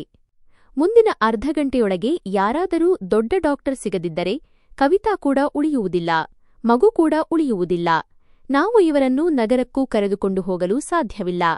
ದಾರಿ 2 ಗಂಟೆಗಳಷ್ಟಿದೆ ಮತ್ತು ಇಂತಹ ಪರಿಸ್ಥಿತಿಯಲ್ಲಿ ಅವರು ಈ ಪ್ರಯಾಣವನ್ನು ತಡೆದುಕೊಳ್ಳಲು ಸಾಧ್ಯವಿಲ್ಲ. ಈಗ ಇವರನ್ನು ಕೇವಲ ಒಬ್ಬ ವ್ಯಕ್ತಿ ಮಾತ್ರ ಉಳಿಸಬಲ್ಲರು. ಅವರೇ ಆ ಡಾಕ್ಟರ್ ಸರಿತಾ. ಯಾರನ್ನು ಕೊಲ್ಲಲು ನೀವೆಲ್ಲರೂ ಹೊರಗೆ ನಿಂತಿದ್ದೀರೋ ಅವರೇ. ಇದ್ದಕ್ಕಿದ್ದಂತೆ ಚೌಧರಿ ವೀರ್ಪಾಲರ ಮೆದುಳಿನಲ್ಲಿ ಬಿರುಗಾಳಿ ಎದ್ದಂತಾಯಿತು. ಯಾವ ಮನುಷ್ಯನನ್ನು ಸ್ವಲ್ಪ ಹೊತ್ತಿನ ಹಿಂದಷ್ಟೇ ಜೀವಂತ ಸುಡಲು ತೀರ್ಮಾನಿಸಿದ್ದರೋ ಈಗ ಅದೇ ಮನುಷ್ಯನ ಕೈಯಲ್ಲಿ ಅವರ ತಂಗಿಯ ಜೀವವಿತ್ತು. ಅವರ ಒಳಗಡೆ ಒಂದು ಭೀಕರ ಯುದ್ಧವೇ ಆರಂಭವಾಯಿತು. ಒಂದು ಕಡೆ ಹಳ್ಳಿಯ ಮರ್ಯಾದೆ ಮತ್ತು ಕೋಪ, ಇನ್ನೊಂದು ಕಡೆ ತನ್ನ ಮುಗ್ಧ ತಂಗಿಯ ಉಸಿರಾಟ. ಅಷ್ಟರಲ್ಲಿ ವೀರೇಂದ್ರ ಮತ್ತು ರೇಖಾ ಕೂಡ ಕೊಠಡಿಯೊಳಗೆ ಬಂದರು. ವೀರೇಂದ್ರ ಮುಂದೆ ಬಂದು ಹೇಳಿದ, ಚೌಧರಿ ಸಾಹೇಬರೇ, ನೀವು ಈ ದಾಯಿಯ ಮಾತನ್ನು ಕೇಳಬೇಡಿ. ನಾವು ಆ ಮನುಷ್ಯನನ್ನು ಈ ಹವೇಲಿಯೊಳಗೆ ಬರಲು ಬಿಡುವುದಿಲ್ಲ. ಏನಾದರೂ ಆಗಲಿ, ನಾವು ಕವಿತಾಳನ್ನು ನಗರಕ್ಕೆ ಕರೆದೊಯ್ಯೋಣ. ಎಲ್ಲವೂ ಸರಿಯಾಗುತ್ತದೆ. ಇದನ್ನು ಕೇಳುತ್ತಿದ್ದಂತೆಯೇ ಚೌಧರಿ ವೀರ್ಪಾಲ್ ತಿರುಗಿ ವೀರೇಂದ್ರನ ಕೆನ್ನೆಗೆ ಜೋರಾಗಿ ಹೊಡೆದರು. ಅವರ ಕಣ್ಣಿನಿಂದ ಕಣ್ಣೀರು ಸುರಿಯುತ್ತಿತ್ತು ಮತ್ತು ಅವರು ಕೋಪ ಹಾಗೂ ನೋವಿನಿಂದ ನಡುಗುತ್ತಿರುವ ಧ್ವನಿಯಲ್ಲಿ ಕಿರುಚಿದರು. ಬಾಯಿ ಮುಚ್ಚು ವೀರೇಂದ್ರ, ನಿನಗೆ ಕಾಣಿಸುತ್ತಿಲ್ಲವೇ? ನನ್ನ ತಂಗಿ ಸಾಯುತ್ತಿದ್ದಾಳೆ. ನನಗೆ ಈ ಸಮಯದಲ್ಲಿ ಯಾವುದೇ ಗೌರವ, ಯಾವ ಮರ್ಯಾದೆಯ ಬಗ್ಗೆಯೂ ಚಿಂತೆಯಿಲ್ಲ. ನನಗೆ ಕೇವಲ ನನ್ನ ಕವಿತಾ ಬೇಕು ಅಷ್ಟೇ. ಒಂದು ವೇಳೆ ಇವಳಿಗೆ ಏನಾದರೂ ಆಯಿತೆಂದರೆ ನಾನು ನಿಮ್ಮನ್ನೆಲ್ಲ ಜೀವಂತ ಸುಡುತ್ತೇನೆ. ಹೀಗೆ ಹೇಳಿ ಅವರು ಬರಿಗಾಲಿನಲ್ಲೇ ಹವೇಲಿಯಿಂದ ಹೊರಗೆ ಓಡಿದರು. ಹೊರಗೆ ನಿಂತಿದ್ದ ಇಡೀ ಗುಂಪು ಅವರ ಈ ಸ್ಥಿತಿಯನ್ನು ಕಂಡುದಂಗಾಗಿ ಹೋಯಿತು. ಚೌಧರಿ ವೀರ್ಪಾಲ್ ನಿಲ್ಲದೆಯೇ ನೇರವಾಗಿ ಅದೇ ಕ್ಲಿನಿಕ್ನತ್ತ ಓಡುತ್ತಿದ್ದರು. ಯಾವುದನ್ನು ಸ್ವಲ್ಪ ಹೊತ್ತಿನ ಹಿಂದೆ ಅವರು ಸುಡಲು ಹೊರಟಿದ್ದರೋ ಅದೇ ಕ್ಲಿನಿಕ್. ಅವರ ಹೆಜ್ಜೆಗಳು ತಡಬಡಾಯಿಸುತ್ತಿದ್ದವು, ಆದರೆ ಅವರು ನಿಲ್ಲಲಿಲ್ಲ. ಕ್ಲಿನಿಕ್ನ ಬಾಗಿಲಿಗೆ ತಲುಪಿ ತಮ್ಮ 2 ಕೈಗಳಿಂದ ಜೋರಾಗಿ ಬಾಗಿಲು ಬಡಿಯಲು ಶುರು ಮಾಡಿದರು ಮತ್ತು ಅಳುತ್ತಾ ಕಿರುಚತೊಡಗಿದರು. ಬಾಗಿಲು ತೆರೆಯಿರಿ, ಬಾಗಿಲು ತೆರೆಯಿರಿ, ನನ್ನ ತಂಗಿ ಸಾಯುತ್ತಿದ್ದಾಳೆ. ಕೆಲವು ಕ್ಷಣಗಳ ನಂತರ ಒಳಗಿನಿಂದ ಚಿಲಕ ತೆಗೆಯುವ ಶಬ್ದ ಕೇಳಿಸಿತು ಮತ್ತು ಬಾಗಿಲು ನಿಧಾನವಾಗಿ ತೆರೆಯಿತು. ಎದುರಿಗೆ ಅದೇ ಮುಖವಾಡ ಧರಿಸಿದ ವ್ಯಕ್ತಿ ನಿಂತಿದ್ದರು. ಅವರ ಮುಖ ಪೂರ್ತಿಯಾಗಿ ಕಪ್ಪು ಬಟ್ಟೆಯಿಂದ ಮುಚ್ಚಲ್ಪಟ್ಟಿತ್ತು. ಚೌಧರಿ ವೀರ್ಪಾಲ್ ಅವರ ಪಾದಗಳಿಗೆ ಬಿದ್ದು ಬೇಡಿಕೊಳ್ಳುತ್ತಾ ಹೇಳಿದರು, ನೀನು ಯಾರು ಎಂದು ನನಗೆ ತಿಳಿದಿದೆ. ಆದರೆ ಈ ಸಮಯದಲ್ಲಿ ನನಗೆ ಬೇರೆ ಯಾವುದರ ಬಗ್ಗೆಯೂ ಕಾಳಜಿಯಿಲ್ಲ. ನನ್ನ ಪುಟ್ಟ ತಂಗಿ ಕವಿತಾ ಹವೇಲಿಯಲ್ಲಿ ಸಾವು ಬದುಕಿನ ನಡುವೆ ಹೋರಾಡುತ್ತಿದ್ದಾಳೆ. ಅವಳ ಮೈಯಿಂದ ತುಂಬಾ ರಕ್ತ ಹರಿದು ಹೋಗಿದೆ. ಶಾಂತಿದಾಯಿ ಕೂಡ ಕೈಚೆಲ್ಲಿದ್ದಾಳೆ. ನನ್ನ ಜೊತೆ ಬಂದು ನನ್ನ ತಂಗಿಯ ಪ್ರಾಣ ಉಳಿಸು. ನಾನು ಜೀವನ ಪರ್ಯಂತ ನಿನ್ನ ಈ ಉಪಕಾರವನ್ನು ಮರೆಯುವುದಿಲ್ಲ. ಆ ಮುಖವಾಡ ಧರಿಸಿದ್ದ ವ್ಯಕ್ತಿ ಚೌಧರಿಯ ಮಾತನ್ನು ಕೇಳಿದರು, ಆದರೆ ಯಾವುದೇ ಪ್ರಶ್ನೆ ಕೇಳಲಿಲ್ಲ ಅಥವಾ ವಾದ ಮಾಡಲಿಲ್ಲ. ಅವರು ಒಂದು ಶಬ್ದವೂ ಆಡದೆ ವೇಗವಾಗಿ ತಮ್ಮ ಕಪ್ಪು ಬ್ಯಾಗ್ ಎತ್ತಿಕೊಂಡು ಚೌಧರಿಯ ಜೊತೆ ಹವೇಲಿಯತ್ತ ಹೆಜ್ಜೆ ಹಾಕಿದರು. ಅವರ ನಡಿಗೆಯಲ್ಲಿ ಒಂದು ವಿಚಿತ್ರವಾದ ಅವಸರವಿತ್ತು. ಅವರಿಗೆ ತಮ್ಮ ಜೀವದ ಬಗ್ಗೆ ಯಾವುದೇ ಚಿಂತೆಯಿಲ್ಲವೇನೋ ಎಂಬಂತೆ ಕೇವಲ ಒಬ್ಬರ ಪ್ರಾಣ ಉಳಿಸುವ ಆತುರವಷ್ಟೇ ಅವರಲ್ಲಿತ್ತು. ಹವೇಲಿಯ ಹೊರಗೆ ಇಡೀ ಹಳ್ಳಿ ಜಮಾಯಿಸಿತ್ತು. ಜನರು ಚೌಧರಿ ವೀರ್ಪಾಲರನ್ನು ಅದೇ ಮುಖವಾಡ ಧರಿಸಿದ ವ್ಯಕ್ತಿಯ ಜೊತೆ ವಾಪಸ್ ಬರುತ್ತಿರುವುದನ್ನು ಕಂಡಾಗ ಎಲ್ಲರ ದೃಷ್ಟಿಯೂ ತಗ್ಗಿತು. ಚೌಧರಿಯ ಎದುರು ಏನನ್ನಾದರೂ ಹೇಳುವ ಧೈರ್ಯ ಯಾರಿಗೂ ಇರಲಿಲ್ಲ. ಆ ಡಾಕ್ಟರ್ ವೇಗವಾಗಿ ಒಳಗೆ ಹೋಗಿ ನೇರವಾಗಿ ಕವಿತಾ ಅರೆಪ್ರಜ್ಞಾವಸ್ಥೆಯಲ್ಲಿ ಬಿದ್ದಿದ್ದ ಕೊಠಡಿಗೆ ತಲುಪಿದರು. ಅವರು ಶಾಂತಿದಾಯಿಯನ್ನು ತಮ್ಮ ಜೊತೆ ಒಳಗೆ ಇರಿಸಿಕೊಂಡು ಒಳಗಿನಿಂದ ಬಾಗಿಲು ಹಾಕಿಕೊಂಡರು. ಹೊರಗೆ ಹಜಾರದಲ್ಲಿ ಚೌಧರಿ ವೀರ್ಪಾಲ್ ನೆಲದ ಮೇಲೆ ಕುಳಿತರು. ಅತ್ತ ಇನ್ನೊಂದು ಕಡೆ ನಿಂತಿದ್ದ ಜನರ ನಡುವೆ ನಿಧಾನವಾಗಿ ಪಿಸುಮಾತುಗಳು ಶುರುವಾದವು. ವೀರೇಂದ್ರ ಮೆಲ್ಲನೆ ರಾಜುವಿನ ಬಳಿ ಬಗ್ಗಿ ಹೇಳಿದ, ನೋಡು ರಾಜು, ಇದೆಲ್ಲ ಆ ವಂಚಕನ ಯಾವುದೋ ತಂತ್ರ. ಒಳಗೆ ಹೋಗಿ ಏನು ಮಾಡುತ್ತಾನೋ ಏನೋ. ನನಗೆ ಈಗಲೂ ಅವನ ಮೇಲೆ ನಂಬಿಕೆಯಿಲ್ಲ. ರಾಜು ಅವನನ್ನು ಸ್ವಲ್ಪ ತಳ್ಳಿ ಸುಮ್ಮನಿರಲು ಹೇಳುತ್ತಾ ಅಂದನು. ವೀರೇಂದ್ರ, ಅವನು ಒಳಗಡೆ ಒಬ್ಬರ ಜೀವ ಉಳಿಸಲು ಪ್ರಯತ್ನಿಸುತ್ತಿದ್ದಾನೆ ಮತ್ತು ನಿನಗೆ ಈಗಲೂ ಅನುಮಾನವಾಗುತ್ತಿದೆ. ಕನಿಷ್ಠ ಪಕ್ಷ ಅವನು ನಮಗಿಂತ ಹೆಚ್ಚು ಧೈರ್ಯಶಾಲಿ. ಎಲ್ಲವನ್ನೂ ತಿಳಿದಿದ್ದರೂ ಇಲ್ಲಿ ಸಾವಿನ ನಡುವೆ ಬಂದಿದ್ದಾನೆ. ಸಮಯವೇ ನಿಂತು ಹೋದಂತೆ ಭಾಸವಾಯಿತು. ಸುಮಾರು 2 ಗಂಟೆಗಳ ಕಾಲ ಎಲ್ಲರ ಉಸಿರು ಬಿಗಿಹಿಡಿದಂತಾಗಿತ್ತು. ಒಳಗಿನಿಂದ ಯಾವುದೇ ಶಬ್ದ ಬರುತ್ತಿರಲಿಲ್ಲ. ಚೌಧರಿ ವೀರ್ಪಾಲರ ಚಡಪಡಿಕೆ ಪ್ರತಿಕ್ಷಣವೂ ಹೆಚ್ಚಾಗುತ್ತಲೇ ಇತ್ತು. ಅಷ್ಟರಲ್ಲಿ ಇದ್ದಕ್ಕಿದ್ದಂತೆ ಕೋಣೆಯ ಒಳಗಿನಿಂದ ಮಗುವೊಂದು ಜೋರಾಗಿ ಅಳುವ ಧ್ವನಿ ಕೇಳಿಸಿತು. ಈ ಧ್ವನಿ ಕೇಳುತ್ತಿದ್ದಂತೆಯೇ ಚೌಧರಿ ವೀರ್ಪಾಲ್ ನೆಲದ ಮೇಲೆ ತಲೆಯಿಟ್ಟು ಬಿಕ್ಕಿ ಬಿಕ್ಕಿ ಅಳತೊಡಗಿದರು. ಸ್ವಲ್ಪ ಸಮಯದ ನಂತರ ಬಾಗಿಲು ತೆರೆಯಿತು ಮತ್ತು ಡಾಕ್ಟರ್ ಸರಿತಾ ಹೊರಗೆ ಬಂದಳು. ಅವಳ ಬಟ್ಟೆಗಳೆಲ್ಲ ಬೆವರಿನಿಂದ ನೆನೆದಿದ್ದವು ಮತ್ತು ಅವಳು ವಿಪರೀತವಾಗಿ ಉಸಿರಾಡುತ್ತಿದ್ದಳು. ಅವಳು ತನ್ನ ಅದೇ ಗಂಭೀರ ಧ್ವನಿಯಲ್ಲಿ ಹೇಳಿದಳು, ಅಭಿನಂದನೆಗಳು ಚೌಧರಿ ಸಾಹೇಬರೇ. ನಿಮ್ಮ ತಂಗಿ ಮತ್ತು ಅವಳ ಮಗು ಇಬ್ಬರೂ ಈಗ ಅಪಾಯದಿಂದ ಪಾರಾಗಿದ್ದಾರೆ. ರಕ್ತ ತುಂಬಾ ಹರಿದು ಹೋಗಿತ್ತು, ಆದರೆ ಈಗ ಎಲ್ಲವೂ ಸರಿಯಾಗಿದೆ. ಚೌಧರಿ ವೀರ್ಪಾಲ್ ಎದ್ದು ನಿಂತರು. ಅವರು ಅವಳ ಮಾತನ್ನು ಕೇಳಿದರು, ಆದರೆ ಅವರ ಮುಖದಲ್ಲಿ ಕೃತಜ್ಞತೆಗಿಂತ ಕೋಪವೇ ಹೆಚ್ಚಾಗಿ ಕಾಣುತ್ತಿತ್ತು. ಅವಳ ಕೆಲಸ ಮುಗಿದಿತ್ತು ಮತ್ತು ಈಗ ಅವರಿಗೆ ಕೆಲವು ಗಂಟೆಗಳ ಹಿಂದೆ ಇಡೀ ಹಳ್ಳಿಯ ಮುಂದೆ ತಾವು ತೆಗೆದುಕೊಂಡಿದ್ದ ಆ ನಿರ್ಧಾರ ನೆನಪಾಗುತ್ತಿತ್ತು.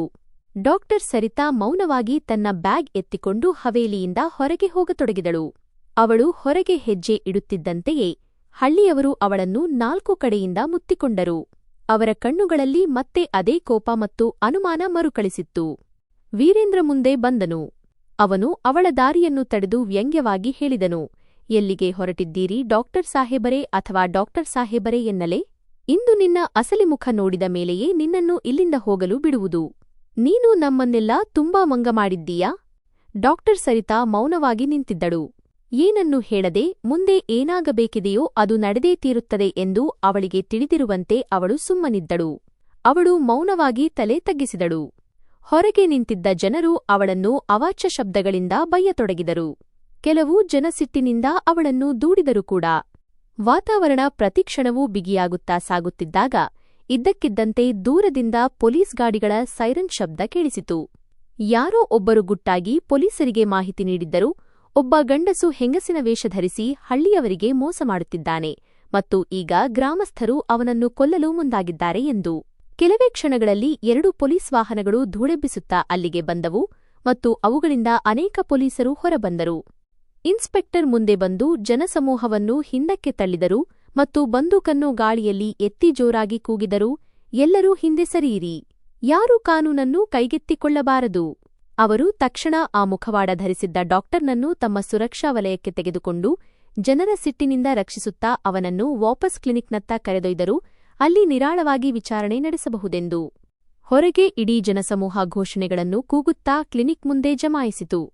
ಜನರು ಬಾಗಿಲು ಒಡೆಯಲು ಪ್ರಯತ್ನಿಸುತ್ತಿದ್ದರು ಮತ್ತು ಗದ್ದಲ ನಿರಂತರವಾಗಿ ಹೆಚ್ಚಾಗುತ್ತಲೇ ಇತ್ತು. ಕ್ಲಿನಿಕ್ ಒಳಗಿನ ವಾತಾವರಣ ತೀರಾ ಉದ್ವಿಗ್ನವಾಗಿತ್ತು. ಇನ್ಸ್ಪೆಕ್ಟರ್ ಬಾಗಿಲನ್ನು ಒಳಗಿನಿಂದ ಮುಚ್ಚಿಸಿದರು ಮತ್ತು ಆ ಮುಖವಾಡ ಧರಿಸಿದ ವ್ಯಕ್ತಿಯ ಮುಂದೆ ಬಂದು ಗಡಸು ಧ್ವನಿಯಲ್ಲಿ ಹೇಳಿದರು, ನೋಡು, ನೀನು ಯಾರೇ ಆಗಿರಲಿ ಸುಮ್ಮನೆ ನಿನ್ನ ಮುಖವಾಡವನ್ನು ತೆಗೆದುಹಾಕು. ಹೊರಗೆ ಜನರು ನಿನ್ನ ಪ್ರಾಣ ತೆಗೆಯಲು ಕಾದು ಕುಳಿತಿದ್ದಾರೆ. ನಾವು ನಿನ್ನನ್ನು ಉಳಿಸಲು ಇಲ್ಲಿಗೆ ಕರೆತಂದಿದ್ದೇವೆ. ನೀನು ಯಾರು ಮತ್ತು ಇದೆಲ್ಲವನ್ನೂ ಏಕೆ ಮಾಡುತ್ತಿದ್ದೀಯಾ ಎನ್ನುವ ಸತ್ಯ ನಮಗೆ ತಿಳಿಯಬೇಕು. ಡಾಕ್ಟರ್ 2 ಕೈಗಳನ್ನು ಮುಗಿದುಕೊಂಡರು. ಅವರ ಧ್ವನಿಯಲ್ಲಿ ಆಳವಾದ ನೋವಿತ್ತು. ಅವರು ಹೇಳಿದರು, ಸಾಹೇಬರೇ, ದಯವಿಟ್ಟು ನನ್ನನ್ನು ಹೀಗೆ ಅವಮಾನಿಸಬೇಡಿ. ನಾನು ಯಾರಿಗೂ ಕೆಟ್ಟದ್ದನ್ನು ಮಾಡಿಲ್ಲ. ದಯವಿಟ್ಟು ನನ್ನನ್ನು ಇಲ್ಲಿಂದ ಸುಮ್ಮನೆ ಹೋಗಲು ಬಿಡಿ. ನಾನು ಮತ್ತೆಂದೂ ಈ ಹಳ್ಳಿಗೆ ಬರುವುದಿಲ್ಲ. ನಿಮ್ಮಲ್ಲಿ ನಾನು ಕೈಮುಗಿದು ಬೇಡಿಕೊಳ್ಳುತ್ತೇನೆ, ದಯವಿಟ್ಟು ನನ್ನ ಮುಖದ ಮೇಲಿರುವ ಈ ಪರದೆಯನ್ನು ಸರಿಸಬೇಡಿ. ಆದರೆ ಹೊರಗೆ ಜನರ ಗಲಾಟೆ ಮತ್ತು ಬಾಗಿಲಿಗೆ ಬೀಳುತ್ತಿದ್ದ ಏಟುಗಳು ಜೋರಾಗುತ್ತಲೇ ಇದ್ದವು. ಜನರು ಯಾವುದೇ ಕ್ಷಣದಲ್ಲಿ ಬಾಗಿಲು ಮುರಿದು ಒಳಗೆ ನುಗ್ಗಬಹುದು ಎಂದು ಇನ್ಸ್ಪೆಕ್ಟರ್ಗೆ ಅರಿವಾಯಿತು. ಅವರು ಸಿಟ್ಟಿನಿಂದ ಹತ್ತಿರದಲ್ಲೇ ನಿಂತಿದ್ದ ಮಹಿಳಾ ಕಾನ್ಸ್ಟೇಬಲ್ಗೆ ಸನ್ನೆ ಮಾಡಿ ಹೇಳಿದರು, ಇವನು ಹೀಗೆ ಕೇಳುವುದಿಲ್ಲ. ಇವನ ಮುಖವಾಡ ತೆಗೆಯಿರಿ. ಮಹಿಳಾ ಕಾನ್ಸ್ಟೇಬಲ್ ಮುಂದೆ ಬಂದು ಒಂದೇ ಏಟಿಗೆ ಅವನ ಆ ಮುಖವಾಡವನ್ನು ಎಳೆದು ತೆಗೆದರು. ಮುಖವಾಡ ಸರಿಯುತ್ತಿದ್ದಂತೆಯೇ ಎದುರಿಗೆ ಒಬ್ಬ ಗಂಡಸಿನ ಮುಖವಿತ್ತು. ದಟ್ಟವಾದ ಗಡ್ಡ, ಬೆವರಿನಿಂದ ನೆನೆದ ಹಣೆ, ಆದರೆ ಕಣ್ಣುಗಳಲ್ಲಿ ಯಾವುದೇ ಭಯವಿರಲಿಲ್ಲ. ಬದಲಿಗೆ ಒಂದು ವಿಚಿತ್ರವಾದ ನೆಮ್ಮದಿ ಮತ್ತು ಆಳವಾದ ನೋವಿತ್ತು. ಅತಿಯಾದ ನೋವನ್ನು ಅನುಭವಿಸಿದ ಮೇಲೂ ಒಬ್ಬ ವ್ಯಕ್ತಿ ಹೇಗೆ ಶಾಂತನಾಗುತ್ತಾನೋ ಹಾಗಿದ್ದರು ಅವರು. ಹೊರಗಿನ ಕಿಟಕಿಯಿಂದ ಇಣುಕಿ ನೋಡುತ್ತಿದ್ದ ಜನರು ಈ ದೃಶ್ಯವನ್ನು ಕಂಡು ಮತ್ತಷ್ಟು ಉದ್ರಿಕ್ತರಾದರು. ಬೈಯುತ್ತಾ ಬಾಗಿಲನ್ನು ಬಡಿಯಲು ಶುರು ಮಾಡಿದರು.